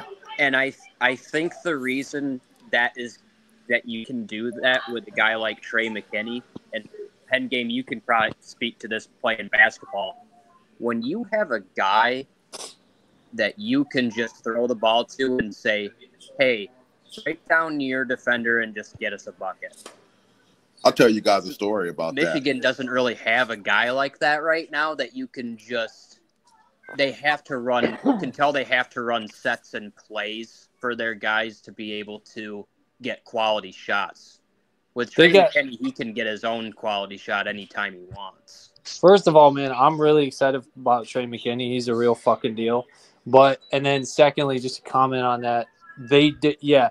It like right now they probably don't really have that go-to guy. I mean, Roddy Gale, he's still kind of getting in the groove of things after being out for a bit. But and I don't know if he's still actually banged up or not. But they do have guys who will be that. Like I think Kason could turn into that. I think Scottie Pippen Jr. probably will turn into that. So they got a lot of like depth there, which is promising, but it's going to take a while. Hey, shout out Detective Loki. He said super excited for Rashawn Benny next year. He's going to be a monster. I agree. Man, I can't wait to see. And if Wink come back, man, because this, bruh, I'm just a big Go Blue fan, bro. I don't care about none of that stuff that mother people be talking about. It's Go Blue, period. That's it. Yeah. If Wink comes back, defense should be pretty good. Mm-hmm. But I'll be honest with you, offensive line, wide receivers got me a little. I don't know, man. Like it's got me questioning. I'm kind of just like, man, it just needs to be better, bro. TJ, like, I wanted to talk to you a little bit about that too. With the one man, I can live a little bit with the wide receiver room not being as strong. Yeah, but the O-line, because it's Michigan, but. Bro, you want to see a wild recruit? The transfers haven't been really what I thought they'd be. So you want to see a wild graphic that our boy Double BB did on Twitter? I'll show you. We're gonna do a segment on this on Tuesday, but I'm gonna show you a wild graphic, bro. Check this out. So Double BB, I highly recommend giving him a follow on Twitter. Him and Swanky, in my opinion, are the two best accounts on Twitter. I love Swanky. Absolutely. All right, so check this out. So this dude does like crazy analysis all the time. So he basically breaks down 23, 24, and 25 in the PFF ranks. Check this out, bro. So in run block for offensive line, we ranked our lowest this year. Mm-hmm. At guard, at tackle, at fucking center, bro. Center. Pass block, offensive line, ranked our lowest, bro. Lowest. What was highest here at center? That's interesting. So center was actually, which is crazy when you look at who was our centers the last 2 years, Oluwatimi and Nugent. That's but tough. So this is crazy, but that's the only one. Well, I suppose guard as well. But really, I mean, if you look at our offensive line has regressed hard, man. And then the fact that they're not even going like, and so we lose Miles Hinton, we lose Josh Preeb. So like, and they're gonna bring in Lawrence Tatar, who's not even gonna be here for summer ball, or not even gonna be here until like it's like I'm gonna be real with you, bro. I think it is a red flag, bro. Well, and the red flags to me, and then Penn Game, you could kind of hit on it, is that one thing that I really always counted on Sherrone Moore being the coaches is that was going to be the strength of recruiting, and also be able to get transfer portal guys. And another thing that I kind of don't like to see is that I'm not saying these guys were world beaters or anything, but I thought they were going to keep a little bit more guys in than quite a bit transferred out on the offensive line, and I thought that'd be the one position that they would retain. Well, the reason why Percy transfers is because Sprague started over him, and he's a true freshman, so you already know. You already know that he ain't gonna see the field. I mean, he could as like a sixth guy, but I I don't know, man. Said wait and see with this one. This is a wait and see situation here, guys. This is a wait. Yeah, and I agree. see. Hey, check this out though. Guess what? It's a tie fucking game, boys. I'm watching, and I'm like, how did we just lose a 9-point lead like That's that? what I mean. They don't hold on to leads, bro. It's so we just frustrating. lost a 9-point lead just like that. It's so we had a 10-point lead, man. Yeah, fucking, 10 point. I mean, look at this shit though. Here's the problem. If we look at the team stats, look at this. We're 18 from 45 from the field. Our turnovers are currently what? 11. And then what else? There was something else that stuck out to me that was crazy. Points in the paint. That's what it was. Points in the paint. Check this out. They got more points in the paint than we do. We got 2 7-footers, bro. Yeah, I get that. But like, dude, and Trey Donaldson drives to the rack all the time. If you're just watching, bro, Minnesota's just hitting shots right now. They're just hot. They are, but we're also playing poor ass defense, man. Hey, yeah, and look like trash the whole other games. Hey, did y'all ever feel like this? I'm still not concerned, man. I'm not concerned with this team stealing. Pull it out, but we've lost to like Oklahoma this way, Arkansas State, or not Arkansas State, but Arkansas. Yeah, our team is capable of a good 5 minutes to stretch, and we can take it back. Hey, y'all can blame my fucking uncle. He called me before the game. He asked me who Michigan was playing, and I told him Minnesota, and he's like, "Oh yeah, they're gonna win." I mean, I've been listen, but do you ever notice the teams you root for? Every team you play always bring it to where you be on the edge all the time. It'd be like, man, we supposed to be blowing these dudes out. Minnesota suck, but it's always these people always giving us their best game. Hey man, people get up for Michigan, man. Everybody gets up for Michigan. How long has Illinois been trying to make us their rival in basketball now? Yeah, those stupid motherfuckers. Like, dude, we better beat their ass this year. Bro. Hey, he do not like Illinois. Brad Underwood is another one of those fake ass tough guys, man. Like he. Oh, and dude, I just wanted to comment. I heard you guys talking about Mick Cronin earlier. Yeah. What'd you think? Okay, so like, I don't think you should ever, under any circumstance, fucking throw your players under the bus publicly as a coach. That is totally irresponsible. And as far as I'm concerned, he's a narcissistic prick because all he does is he sits up there. He's trying to get sympathy, like saying, please, I need everyone to feel bad for me about the wildfires in California. And like, I get it. It's a tough situation.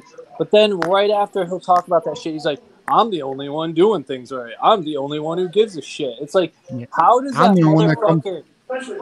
motherfucker not understand that, like, he's so stupid. He doesn't realize that he's the one screaming, saying basically, I'm the problem. Those are all his coaches and all of his fucking players, and he's just throwing them under the fucking bus like a bitch. Yeah, he's like, I'm the one who comes in with energy every day. Well, that's because you're a fucking terrible motivator, dog. Like, you need to get. Because he used eugenics. He needs to call Frank Thomas the way he needs to do, huh? Yeah, he using the free pack and the extra free pack, the thermal. Nick, I would have to make a public apology if it was me, bro. Because if I'm here, I'm making a public apology. Because how are you going to get assistance moving forward? I agree, who wants man. to coach with this guy after this? Not just players. Who wants to coach with him after this? There's no issue with what he said as long as he says it is in the locker room and not to the fucking press. Right. Like, if you just don't do that shit, dude. Like, when my freshman year in college, I ran cross country and track out at Minot State in North Dakota, and Division II, and I remember like fucking. This was like we had some other like we were in the dome or whatever doing some inside workouts and whatnot. And I was wearing a fucking. We were allowed to listen to music sometimes, and we were doing some intense stuff, and we were doing. Fuck, I can't remember exactly, but anyway, we were doing some different types of wind sprints and stuff like that. But like, I had a fucking iPod Touch like on my arm. I got a new band to hold it on there, and it was too big and it was too clunky, and I was just kind of dealing with it. Out of nowhere, in front of the whole team, bro. My coach at the time, he blows up at me. He's like, "You motherfucker, you take that shit off. I don't want to see you running like you got a stick 50 feet up your fucking ass." Like, he cussed me out, freaking out over it. And I was looking around, and some of the upperclassmen had like their, similar like I don't know, whatever you want to call it that fits into like on your arm, like kind of a band like I was wearing. And he didn't say shit, and I just sat there, took it, and ate it. I had no issue with that. But I will say, like, if I ever played for a coach who threw me under the bus publicly, I wouldn't say nothing. I'd grab my shit from my locker and fucking leave. Like, you can't, like, nobody should put up with that type of shit. That's bitch shit right there. That's Ryan Day type shit. They're all men at the end of the day. They're all grown men, and you got to do what's best for you in that situation if you're a player. Now you can be selfish because he's being selfish. If they have a bad season, that so many kids are out of there, man. That guy is out of there. Michigan should be looking at who they can, if they want to pick anyone off that team. Oh, believe everyone will be, and that's UCLA. His time is ticking. His time is ticking. There. That's UCLA. West Quad, when did you drop out, bro? A long time ago. Well, are you there, bro? I just realized he was off. Oh. I just pulled him back up. But he ain't even there. I hear you, boys. You can't hear us? Come on, Michigan. Come on. I gotta call back in. Yeah, call back in, bro. Come on, Michigan. I think this how they, if Michigan, if they want to hoop like this every time, go ahead. It makes it exciting, I guess. But the Big Ten has been known for. It's only going to get worse, not in a bad way of us losing, but worse as far as us being on the edge of our seats and maybe not seeing less blowouts. We know the Big Ten is a slugfest, stuck in the mud type of conference, especially during the season. We've had great teams with Nick Beilein kind of hit a standstill late in the Big Ten after going on a huge winning streak, and then we get in the tournament where the play is a little bit loose and open, and the team looks great. So this is just good character building. The guys just need to stick together, listen to coach. I Pen Game, you're right, bro. I know you're like trying to strike a positive here, but like at the end of the day, we can't be losing this game. Exceeding matters, bro. No, you're absolutely right. But when you look at the totality of it, that will determine at the end of our season, when we look back, we'll point to that. When everything's said and done, if this team achieved or didn't achieve, we're going to go right back to what you just said, and we're going to be like, see, that's why XYZ didn't equate. Because losses like losses like this, losses like that. Now you're a lower seed. Now you're in a tough bracket, opposed to take care of your business, like our Detroit Lions that just showed at the bottom of that ticker. Took care of business, number 1 seed. See, now you don't got to play at Tampa Bay or go on the road and play. See, yeah, you might be talented enough. We might be talented enough to do that. But doesn't it feel good to just have that game at Ford Field, man? Like, that's what this Michigan team is playing for right now with these little, I call it garbage pail games, where you should win them, but we're playing terrible. And, I think our strong point is the fact that this team is experienced in these games, and that will help us in the tournament. That's the only good thing I could think about with these games, struggling and pulling them out, is that we'll be able to do this in the tournament, because every other game is like this. If we're ever in a close game, we can, draw back to the fact that we played 5 or 6, 7, 8 games like this all year long. I mean, maybe. It would have been nice to get one of those non-cons, though, man. It would have been nice to get one of those non-cons. That is going to hurt seeding. Preferably Oklahoma. Especially, I was going to say that the Oklahoma one definitely. If they can get a top 5 seed, I think they're going to be sitting pretty. They got to be a top 5. Don't they got to be at least 15 and up to get that? Right around there, yeah. They can do that. That's very doable. I don't think that's out of the stretch of imagination right there, Nick. They're gonna have to go on a run. I would say if they don't knock on the door of the Final Four, I'd say in the tournament, I'd say that's underachieving. Consider what the team is actually capable of. Like turnovers. I mean, to a limit. I'm talking about the rate of turnovers now. Even with that, like, just like I said, man, I think you're dealing with a different animal with this team stealing, and there's just a few things that they gotta tweak, and they have time, but they, like TJ was saying, they can't be losing games like this. Like you cannot lose this game. Now it makes it a little less worse if it's on the road and maybe it's a one-off, but still they don't have that signature non-con win that the committee is going to look at and be like, okay, yeah, like that's they maybe had a couple like bad looking losses in con, but when they played some other at the top, is Xavier ranked? I don't know. I haven't followed them very closely. They're not top. They're not like in the top. I don't believe they were ranked at the time. I think they were. Yeah. Yeah, I kind of figure they're not going to be much of a factor by the end of the year. Nah, guys, we're shooting 9 for 20 from 3-point range, and that's why I say. And then turnovers are still at 11 right now.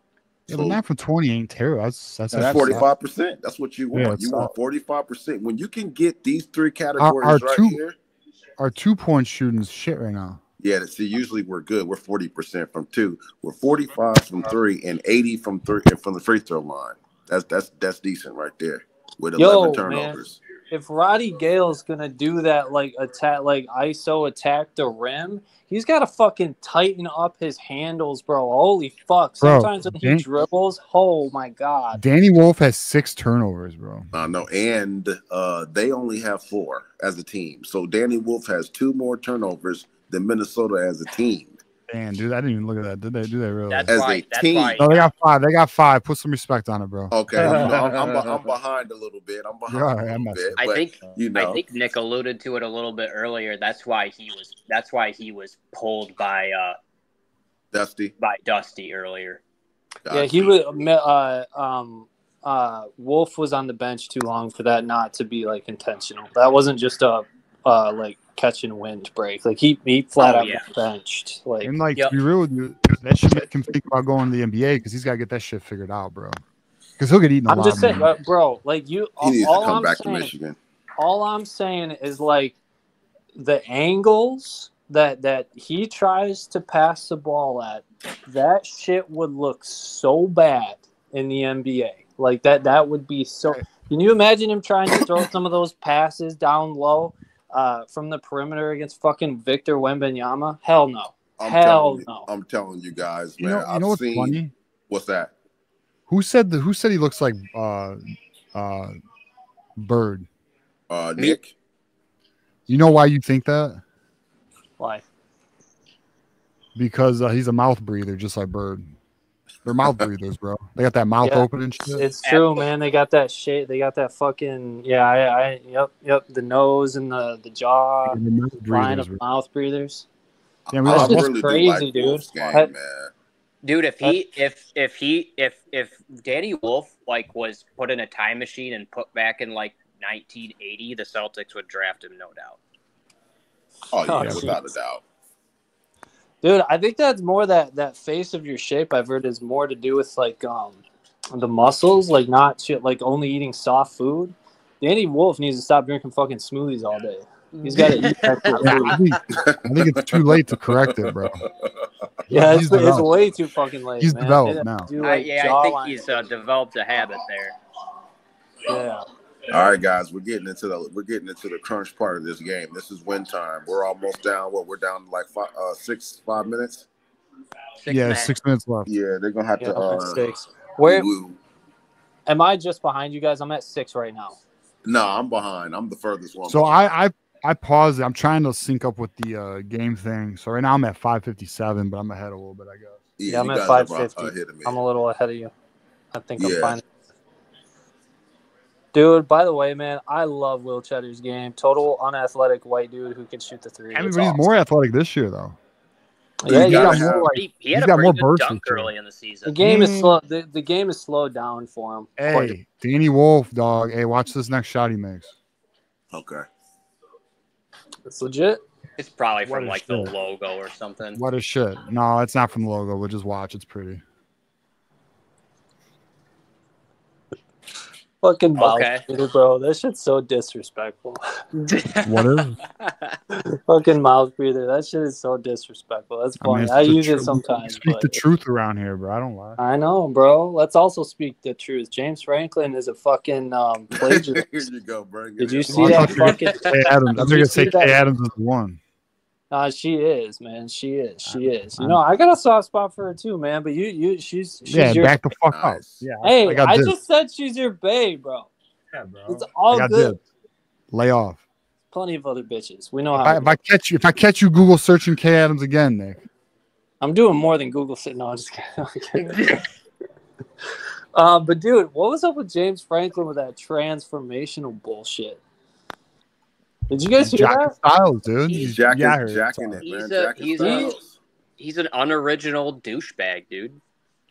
He is a I fucking- think he has like some kind of fetish with Michigan, like low key. Like He's jealous, bro. Like Michigan's better than them. Like, what is one thing Penn State's better at than us in anything? Academics, what fucking wrestling? Wrestling. They got wrestling now. no, bro. And our wrestling team's actually pretty good. It's not Penn State good, but it's pretty good. Yeah, Penn bro. State That's is- Oh, just, that was nice. I see what you Is it TJ, true? I just saw that shot. Damn, you just that saw. shot. Yeah, it was nice, huh? That was bird-esque. That was It bird-esque was, right man. there. That was bird-esque. See, that's what we were talking about earlier. I don't know if he's still. Maybe it was Nick, but that shot right there, they should try to make that a play. Yes, I And agree. try That to- little, Try that to little run fade that. off. Yeah. Try to run that when your offense is stagnant and you need a bucket. well, that's just. I think they will get there. See, there's clearly again, like that's the reason why I'm saying like the ceiling of this team. I don't really think they're close. To be honest, I think this team might have a lot higher ceiling than even I think. But like, because I've just never seen some of the stuff that they do. They just don't do it consistently enough. He'll just have to learn to get to his spot more, and you start to feel out guys' tendencies. That'll just start to happen naturally in rhythm. I think over time. The biggest question, though, is still on the board, and I think Dusty May will be successful at that. I think he'll win a championship at Michigan. But the one thing about Beeline, man, is like you just every year the deep tournament runs, like they would just get hot, like every year it was something he did, and I hope Dusty May is in. He's probably not going to be quite that good because that was a clinic what Beeline was putting on, but like.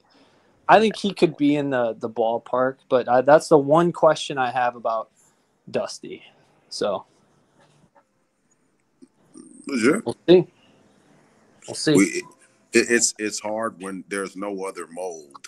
You know, it's not like he had a team last year that this team could kind of mold off of. This is the first. So, you know, this team is going to really, really be the foundation piece to what May does going forward. Shit. That was horrible defense.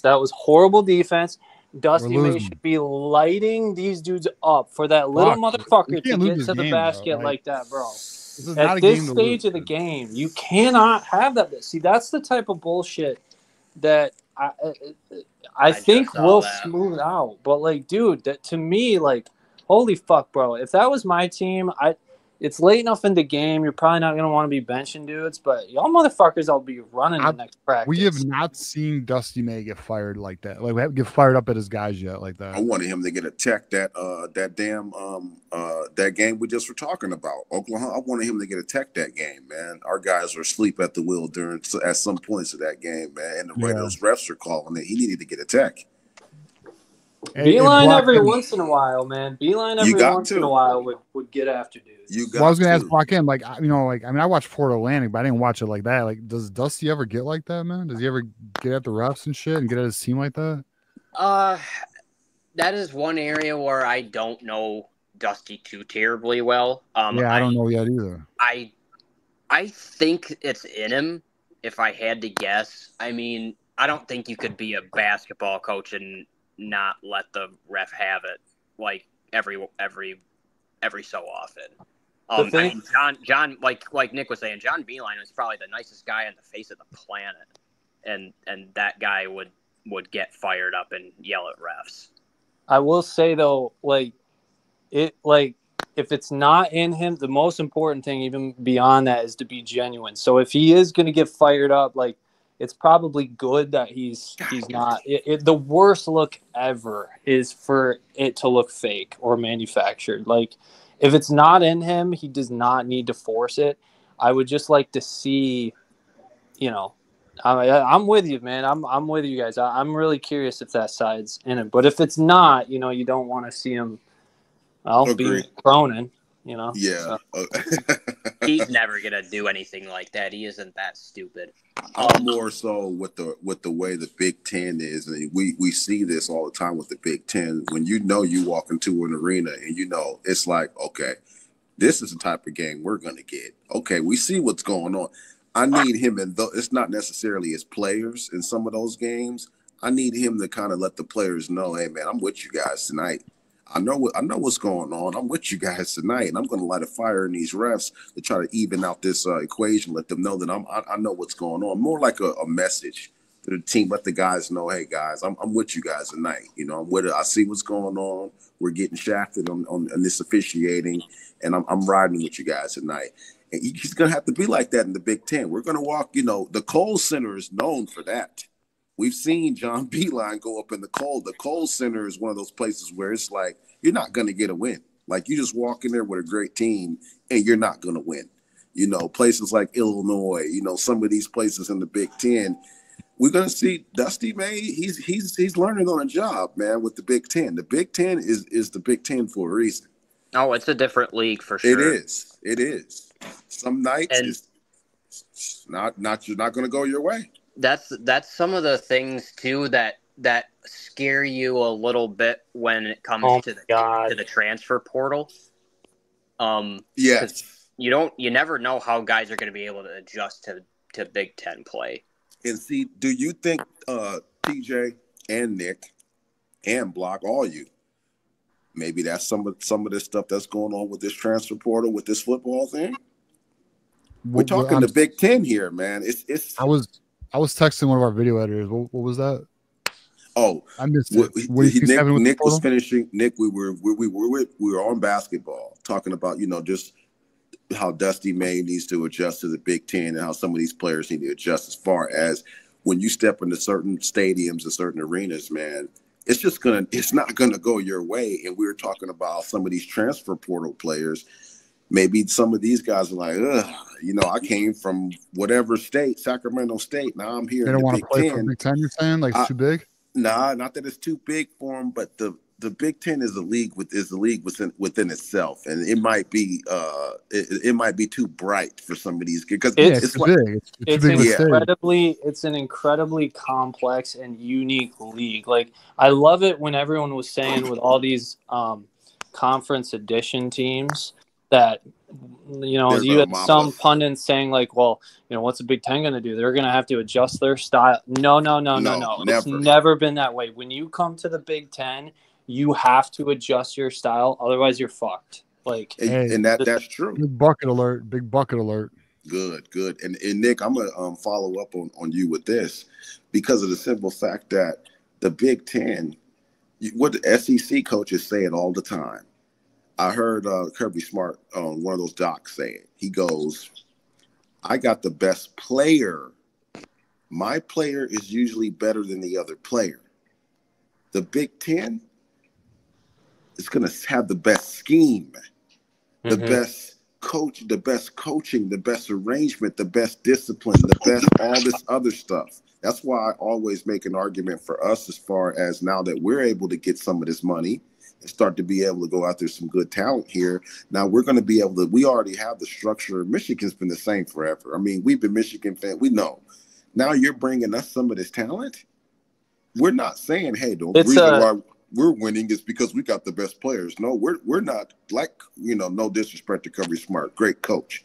But we're not saying that with Michigan. We're saying, and now you go ahead and continue with what you're going to say. I was just going to say all the specifics you listed, the characteristics of the conference, that you put them in a pot and you get a conference like that. It's really a conference-wide culture. Yes. A level of physicality that's just different. We don't see that consistent physicality, fundamental focused play as much out of other conferences or nearly as, I mean, dude, times have we seen like a middling or bad Big Ten team take out a top tier Big Ten team? It happens all the time. And we saw it with Urban Meyer in Ohio State when they got blown out by Iowa. Purdue whooped them.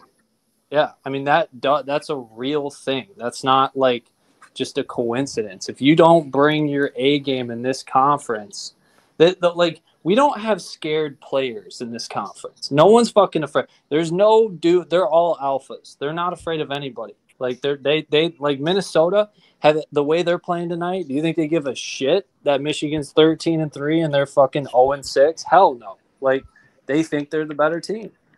So we got a game, boys. It's 66 with 2:09 left in the game, and we got a game. Man, you guys are hitting me in this broadcast, man. It's driving me nuts, man. So it's 66 I can only imagine, dude. I can only imagine. 66 all? Yeah, 66 all with 2:09 left. I'm out. I gotta turn the computer off. I gotta ride with you guys, man. I can't even, if it's that. I wish I could play it. I can't even watch it. I can't even watch it on here. I got to go with what you guys 17 straight losses versus top 25 teams. No, you got to pull it out, man. How does Ben Johnson still have a fucking job? What? Beats me. How does he have a job? The offensive coordinator for the Lions? No, yeah, you said Ben Johnson. He's the head coach for Minnesota. Oh, he's got the same name? Yeah, he has literally, the same name, yeah. Shit, all I know is Patino used to be the head coach. That's all I know. Yeah, he's been the head coach. This dude's been the head coach for 4 years. He's 0-15 against top 25 teams. How does he still have a fucking shows he wants one bad? Yeah, I mean his players are playing hard. I'll give him that. I mean, I don't know. Yeah, it's. Let's see. Come on, fellas. He won't have a job for long. And this is the point in the game, man, where turnovers are just not. You just can't do it. Yeah, right here is in a game like this, you cannot turn the ball over. I would almost put it in Trey's hands right now. This is those situational plays that we were referring to earlier. Hell no. That shit was way off, bro. Can't have no turnovers right now. Oh, let's go review the fucking. Oh my god, dude, these fucking refs, bro. These dudes, I swear, time after time, how many fucking refs? Do these fucking refs know it's not about them? I swear, most of these fuckers think the crowd and everyone shows up to watch these dudes. No, yeah, they ego-filled pricks, bro. Like they take way.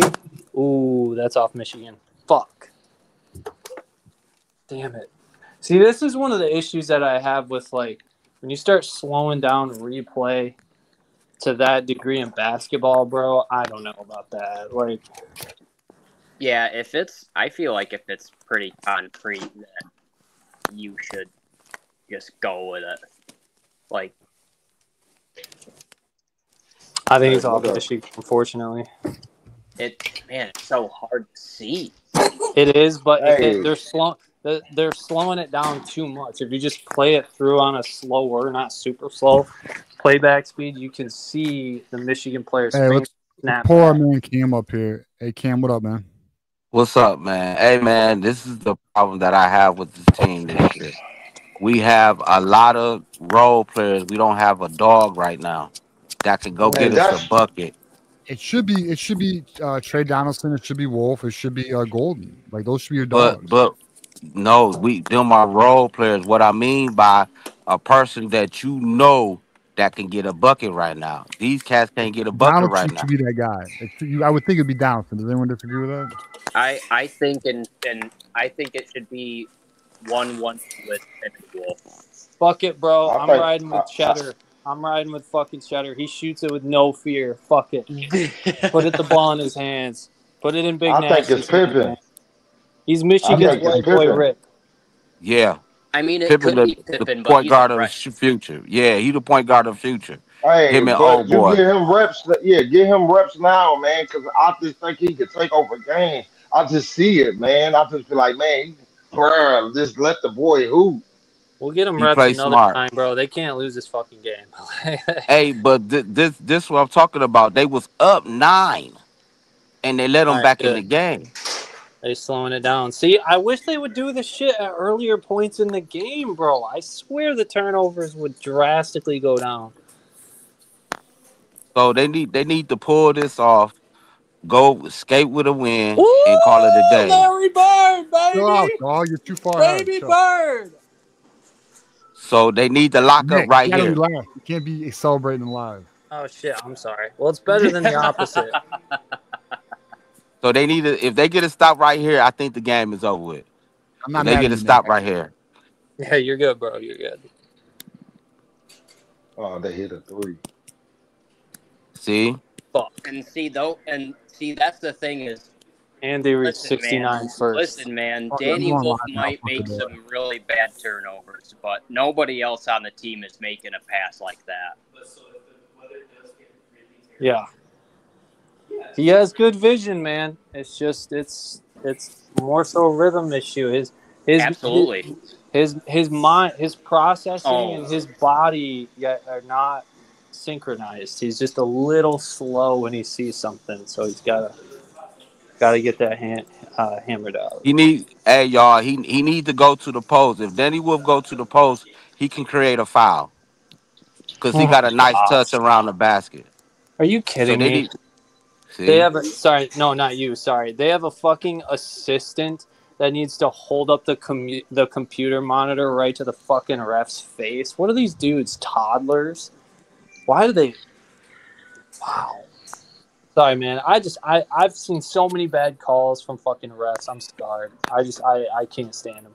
And yeah, man, that's one thing you want to talk a Big Ten refs. Man, that's a basketball play. They both holding each other. Are they looking Yeah, at this man. for a flagrant? I don't have the sound on.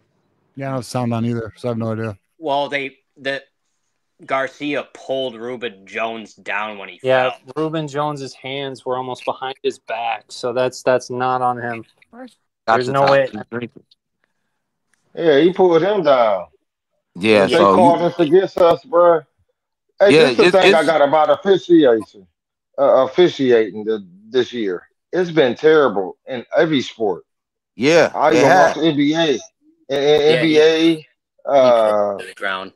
They're probably going to call it on Jones for having him wrapped up right before he pulled him down. He did have him Yeah. wrapped up. So I don't know. It ain't looking good for us right now. Oh, okay. So I guess it's our ball. So did they not call anything? I don't know. All right, we go. yeah, so the officiating been terrible, man. It's like, especially for the Chiefs. Y'all didn't catch that, huh? He's hurt or he's selling? He's selling. Yeah. Oh, he got hit in the nuts. So, hey, what y'all thinking about Yep. the he got hit basketball in the ball. recruiting so far? Oh, it's good. It's great. We'll It's see how the really next fun. class goes, but for first class, it's a good class. I'm so Yeah, excited. off the rip. Yeah, I really he wish come they in would have and been did. able to get a big man in the class, but I Bro, like that this is- Goodman's coming in a year early. Yeah. Yeah, he's there already.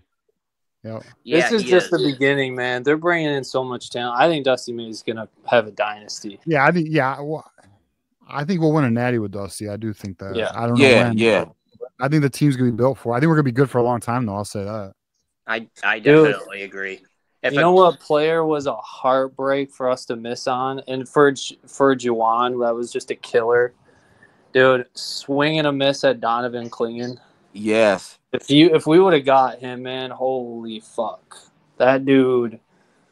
I don't know if you guys would remember this, but I didn't think it would get as messy as it did. But when Juwan first got hired, I don't know if you guys were following the basketball recruiting as much as I was back then, but they had Isaiah Todd.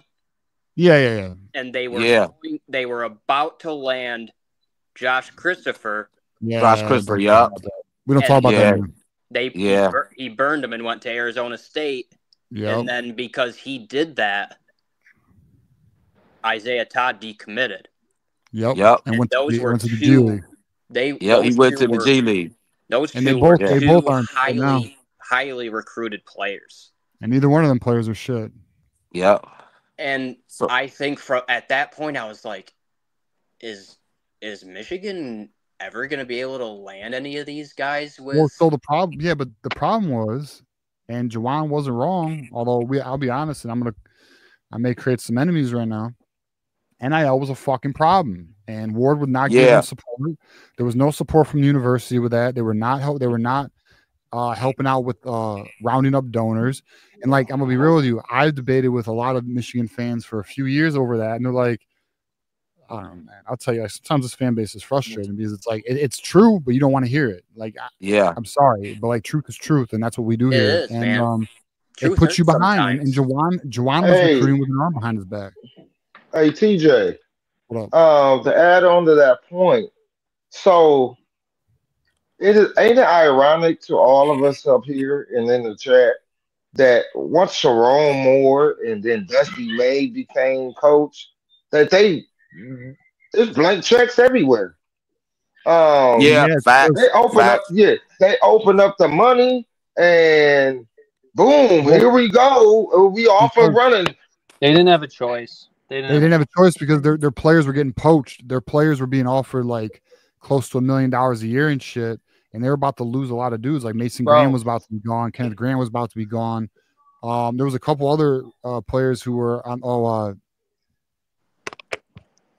Who was it? There was another one too. I don't know. There was a couple other ones that were being poached. Like the point being, they started rounding up the donors, and then here's the truth too, Marmar. Dusty May was not going to come here unless Michigan guaranteed NIL support. And that's what I mean by that. Like, so Juwan was trying to get it. Jim Harbaugh was trying to get it. Right. And as soon as they left and they parted ways with Juwan, all of a sudden the floodgates, Sharon Moore, there was only one kid in the recruiting class, and boom, he hit the floor running. And then Dusty May come in, getting top guy, got the #1 kid out of Michigan. Hey, come on, man. Bucket. Like they opened it up to it just big bucket. Oh, let's go. Oh, so I'm ahead of you guys now. Shit, I didn't know.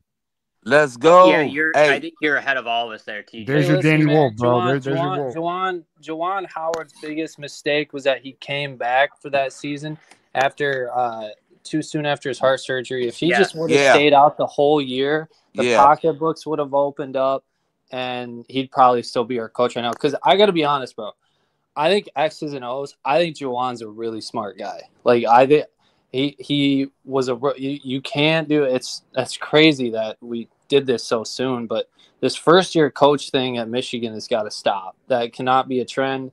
It's not normal. It's not normally successful at this level.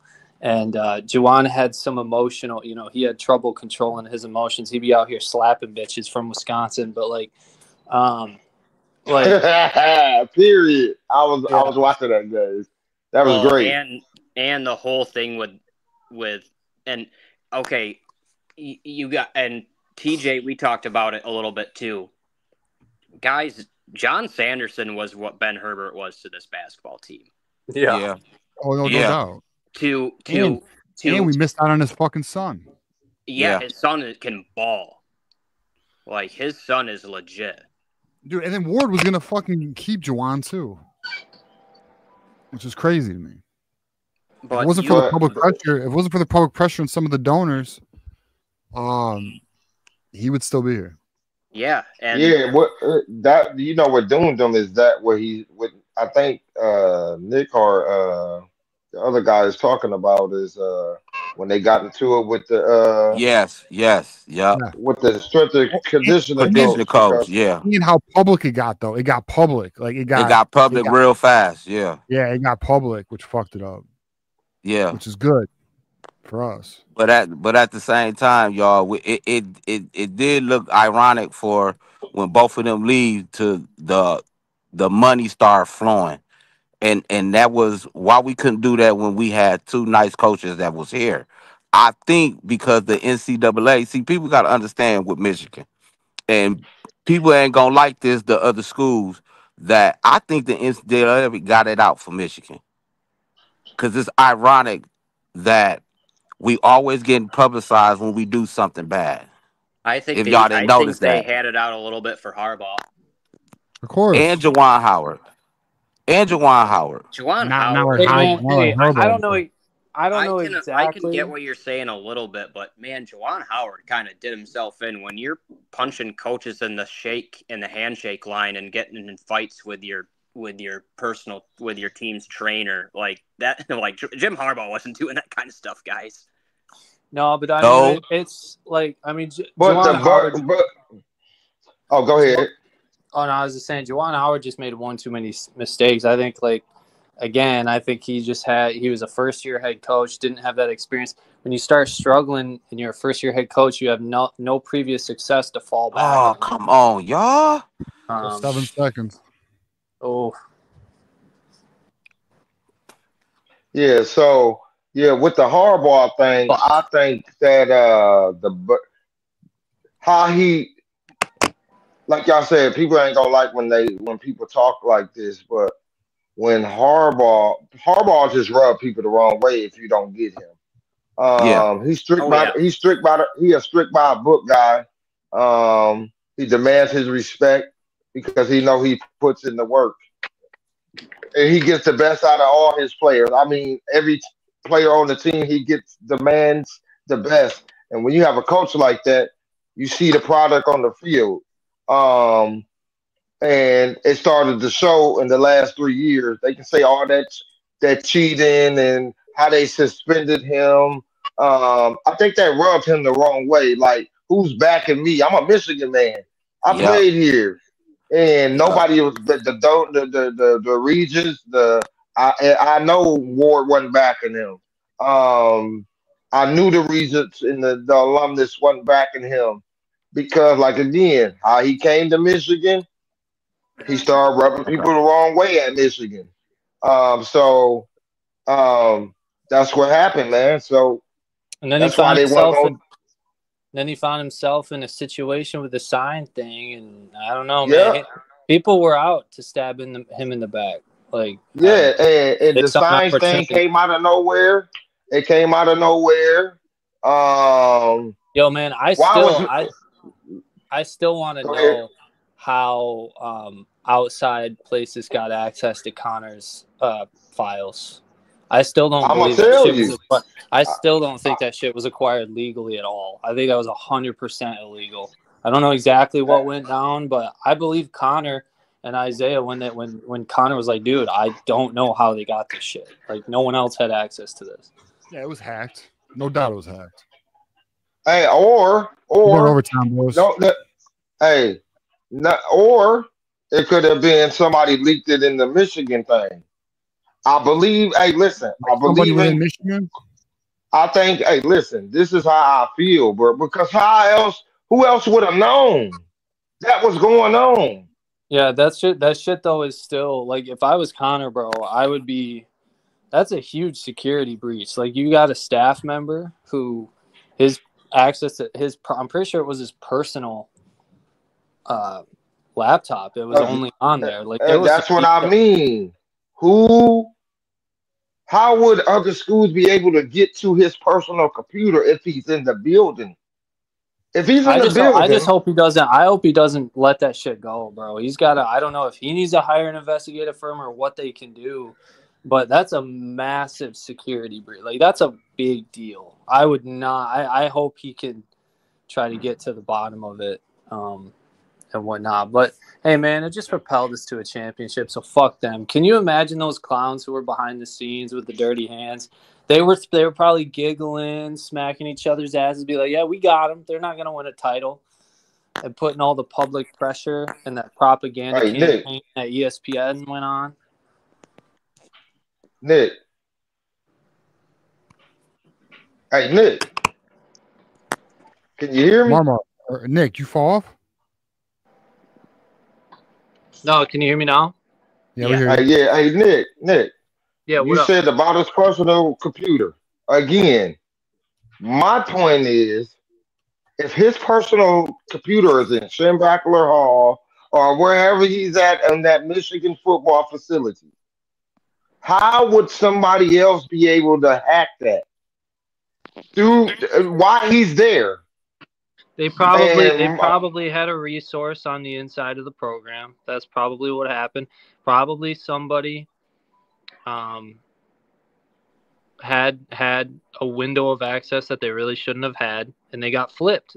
I don't know. Maybe something like that happened. That's what I'm saying. Like, how would they, man? It just seemed wild, and the hit on Harbaugh with the Burger Gate, it just didn't make no sense. No sense at all. Yo, TJ, do you know why there wasn't more push to actually take it fully through to the court? Because I still don't think they broke a rule. Like, went and read that rule. Michigan, the Regents, were slightly concerned that there was more than they knew. That's why. That's why they backed off. That they lawyered the fuck up, and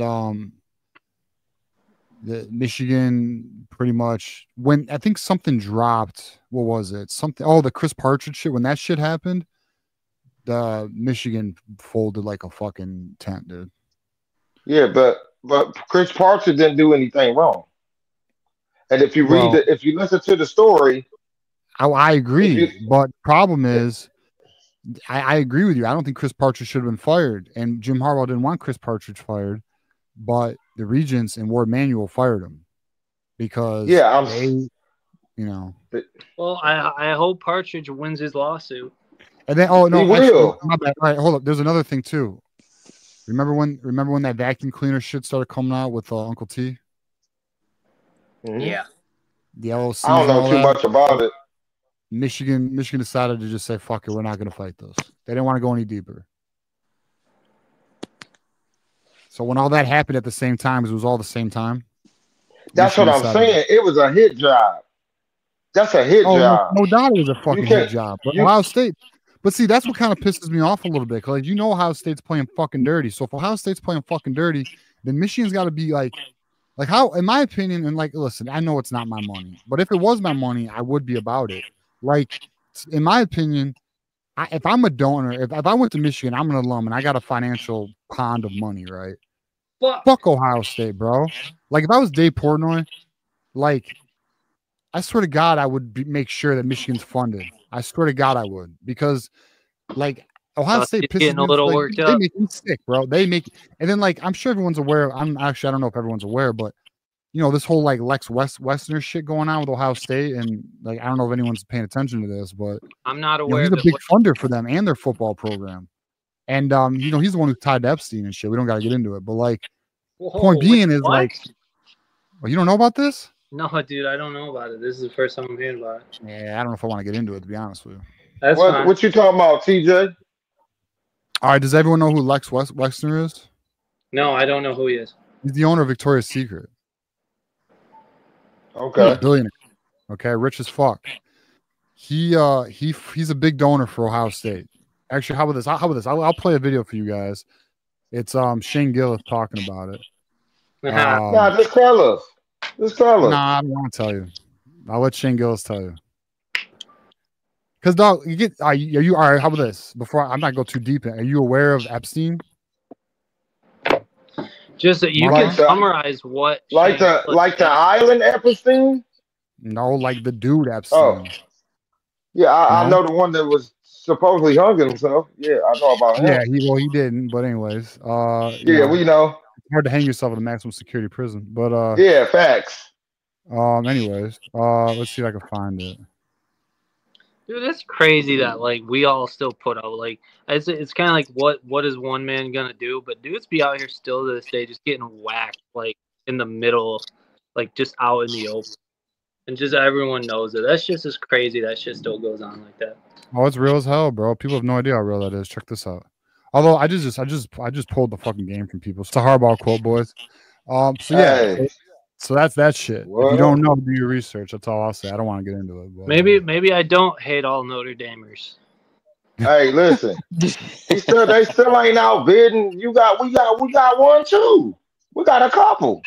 Yeah, but not like I know, but Wexler's a big Ross, bro. Come on, bro. Some of them. Yeah, but Steve Ross is not willing to pay for the roster. He don't want to pay college kids. He want to pay NFL. Yeah, well, that's what he says. He says he doesn't believe in paying college kids. So it's a tie ball game, boys. 78-78. We got a minute 22 or a minute 13. Demar. So we poured in Ohio State then. That's what you're saying. Bro, that's real as fuck, son. What ain't no deep fake. It's real. I know you're just asking though, so I'm not trying to give you shit, but no, that was a real clip from Joe Rogan's show with Shane. I know, I'm saying. And for those who didn't catch it, Jamie was playing dumb intentionally. It's actually quite known if you do your research, and it's actually very obvious if you do your research. I don't want to get into it. You could hear it in Jamie's voice. And it gets deep and dark quick, boys. I'll just say that. Now what? I was just saying, you could hear it in his voice. You could hear he was lying. He's like, I don't know what you're talking about. Like, I don't know about that. But Shane Gillis knew. He's like, that's why he was asking those questions, like in a redundant fashion. Like, so what did he do? What's he tied to? Yeah, he was one of the major donors to that whole operation that went down with that shit. And he also is a big donor for Ohio State. Dude, you see all these fucking they pedophile you. Oh, okay. Exactly. Makes sense That's now. Funny. So, like, whenever those Buckeyes, it makes sense now. Ohio State is funded by a pedophile. Oh, it makes a lot of sense. Just like when Jack Sawyer was molesting our flag. Yeah, all right, we'll keep it pushing though. All right, we got a minute left, boys. Minute left. 78-78. It makes a lot of sense now. Oh my God, dog.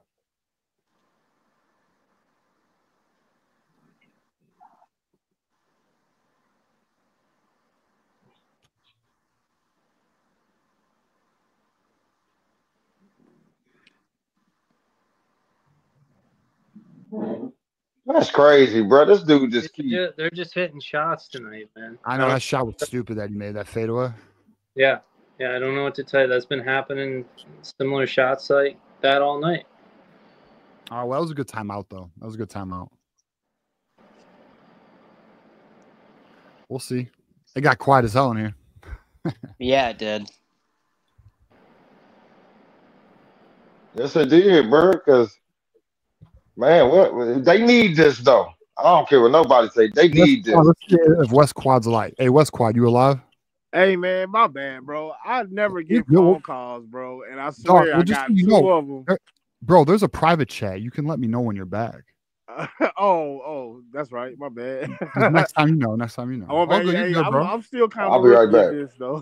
So you good, Mama. But hey, you know what I was just thinking about though? Even though 15 cost him the game, I think James Franklin kind of cost him the game because he was trying to little brother Freeman in the press conference, and I don't think Freeman took too kindly to that. Like if you go back and look, like with like the press conference they did together, he was kind of trying to little brother him, bro.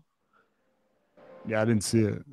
Dude, the bigger the stage, the bigger the douche Franklin becomes. Oh, man. I will never root for Penn State again. That was my bad. Root for Penn State over Notre Dame. I definitely was because I wanted to be all too big. I wanted Penn State to win, bro. I'm not gonna lie. I don't want Ohio State to win, and I don't know if Notre Dame got. I mean, they are like Michigan Junior, bro, but I don't think their defense is like that, bro. But we'll see. Notre Dame's going to get smacked. Yeah, but you know what though? The reality is, if Will Howard doesn't come to play, they lose. If Will Howard comes to play, then they're probably gonna win that shit. Yeah, if we see K-State, Will Howard, right, it's not gonna be good for the Buckeyes. Exactly. But this new addition, bro, he outside of us, he's pretty all right. I can't front on that. Oh my God. Oh no. Fuck. Man, I can't believe this shit. Yeah, this is everything we've been talking about. This is everything we've been talking about, bro. Like, my thing with this team is you got 2 7-footers and we shoot too many threes, bro. Like, I feel like we need to get that inside game more thorough, because you never know when you're gonna be cold from outside. Just like the Beeline teams, you know what I'm saying? May is not happy. Yeah, when you live by the 3, you die by it too. So if it ain't dropping, and plus, I mean, Minnesota's hit some incredible shots tonight. I think they play way above their level. Yeah, they came to play. We shouldn't lose this fucking game, bro. No, we shouldn't. We're gonna need. Hey, like I said, at least it's on the road, man. It'd be way worse at home. Well, here's the thing. We're gonna get last shot. We're gonna get last shots. So we're gonna see who won, who Day trusts to take it, and then 2, if we're going to another overtime, because they're gonna shoot a 3. Unless, well, you know what, we might get fouled though. That'd be a smart play. We'll see if they do it. Wait, that guy's name is Lucy? The fuck? Oh, they missed. They fucking missed. They fucking missed, bro. We can get the win or tie. He missed because he's a cupcake, bro. He's a fucking Lucy. Serious? Oh, Wolf's a dog, bro. Hey, Wolf's a dog. Let's go. All right, come on. No, they tied it. Oh no! Oh fuck no! Oh no! No, that should be a foul. That just happened. Oh, bro. Oh, this is the problem being a Michigan fan, bro. We always lose so epically, bro. God damn. What the fuck? Bro. It's always like Cordell, bro. This is hey man, I will say, usually we're the ones doing that to the other teams. True, but we take some epic L's, bro. God damn. Man, Wisconsin did us like that twice. If that's how you're gonna lose a fucking ball game, man, whatever. Fuck that shit. Like, it is what it is, bro. What's the dude from Ohio State that threw up the 3-pointer, bro? What was the dude's name with the fucking dude? That was the weakest court storming I've ever seen in my life. That enthusiasm lasted all of 2.7 seconds, and then everyone got all awkward, like, oh shit. What is dude's name? All right, that was bad. We lost the fucking game. Let's wrap this bitch up. I'm pissing. Nah, man. Fuck. It's all right, bro. They needed that. It is all right. But, I mean, it is. But they learned. They gotta learn not to turn the ball over. No, you're if right. If you didn't turn the ball over, you would have blew this game out. You would have blew the doors off Minnesota. But you kept Minnesota in the game by turning the ball over. No, you can't do that. Evan Turner, bro. That reminds me of that Evan Turner loss, bro. Like, you just heaved that shit and it went in. Well, kind of reminded me of Hunter Dickinson's buzzer beater a little bit. That's a day ruiner right there. I ain't gonna lie. Hey, Luke, are you still there, bro? I am. That didn't ruin my day. It is what it is. You still got more basketball games to play. You be all right. Marmar's like the fucking eternal optimistic, bro. Yeah, he is. I ain't gonna lie, bro. Marmar's the spirit animal, bro. Hey, look, it's only 3 hours Hey, because no sacrifice, no victory. Hey, no.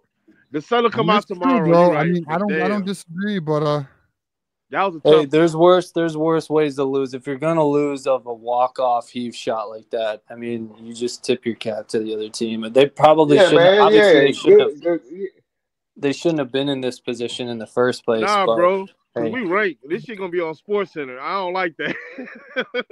Oh well, SportsCenter don't like us. ESPN don't like Michigan anyway. What is sports Sports Center and all their 12 viewers now. Fair enough. Yeah. All right, boys, we're gonna wrap it up though. Hey, listen. Hey, I'm always optimistic. I'm always looking positive because listen, it could be worse. Yeah, I mean, they won 8 games last year. Yeah, we And it headed ain't. towards 8-24, but still, that's Yeah. not good. That's a terrible We L. we can be like in before John B. Line came, and we can be like we could be like when Rich Rod was in football. We good, man. We in good hands. Yeah, the season didn't pan out like we wanted to, but we still went 8-5. I mean, it wasn't a losing season. Yeah, Hey, you got to be that was the best 8-5 season ever. Exactly. It got us So Bryce Underwood, so I will take it. yeah, that's all I'm saying, man. The future is bright. Got worried about the O line. The O line gonna be really, really better than it was back in 24. I just believe that. You bring in that O line analyst, he's gonna have them gelling. Sharon Moore gonna have his handprint in there because now he can be a CEO. The receiver's gonna be better. It's gonna look like it did in 2023 when we be able to throw the ball whenever we needed it to, and then run the ball when we needed to. So it's just good, man. It's great to be a Michigan Wolverine. I know we on here to talk about it, and I know y'all gotta be, say what you gotta say. But at the end of the day, this is Michigan. We good. Go blue. Everybody gonna bring their best shot. Bro. I love the positivity. Hey, they always gonna come for us, but we gotta be ready. We gotta be ready. All right. Well, Marmar, we appreciate the pep talk. We needed it, man. We needed it. Marmar is definitely our pep talk guy. All right. So we did our first watch party. It didn't end up how we wanted it. That's okay. We live to fight another day. I want to appreciate everyone who was a part of this. From my guy Luke Block M, Pen Game, who had to bounce out because his phone was dying, and of course Marmar, Wes Quadnick, and everybody else who was a part of it. Everyone watching, we appreciate you. Appreciate it. We're gonna get out of here. I'm tired as shit. I'm actually pissed right now, so I gotta get out of here. But don't be pissed, all bro. good. You be all right. Yeah, guess what? I'm about to be real all right this weekend because Ty Haywood's coming, so I'm about to be real. Pause. Yeah, but he's already here. I'm about to be real happy. Hey, he's already here. TJ, before we hop off, bro, I'm telling you, it's gonna happen, right? Underwood's gonna start in Norman. It's happening, bro. So think about this. I'm happy with it if it happens. You got Hayward, Babalola. All they got to do is go through the weight training period, and then teach them technique, and then get them some reps in the New Mexico game, and we on from there because they trying to do is build brick by brick O line for that boy to get loose and do his thing and put college football world on notice because bruh, he can run too. It's over with. Yeah, we'll see where it goes. So, all right, guys, we out of here. Appreciate you everybody. You heard what I said, TJ. What up? I said you heard what I said. You talking about we gonna see about it. You definitely gonna see about it. Hey, I believe in Underwood, man. I do. But we'll see. We'll figure it out. Hey, me too, dog. Me too. Hey, next show though. Hang out Monday. Our next show is Members Hangout Monday. We're gonna be watching Ohio State lose to Notre Dame. So if you're part of that, join us, and we have a good ass time. So, hey, the Detroit Red Wings up 4-2. Yeah, I saw that. That's fucking wild, bro. Although they lost to San Jose the other night, which is some shit. Yeah, but that was an off night. We still 7. We still like 6-1 in the last 7 games. So yeah, I'll take it. And then the Pistons, too, man. They're trying to come back right now. The Pistons trying to come back right now. Yeah, everyone's playing good right now, trust. So so we're out of here. Appreciate everybody for being a part of it. As you guys know, it's always go blue. Go blue. Blue. Go blue.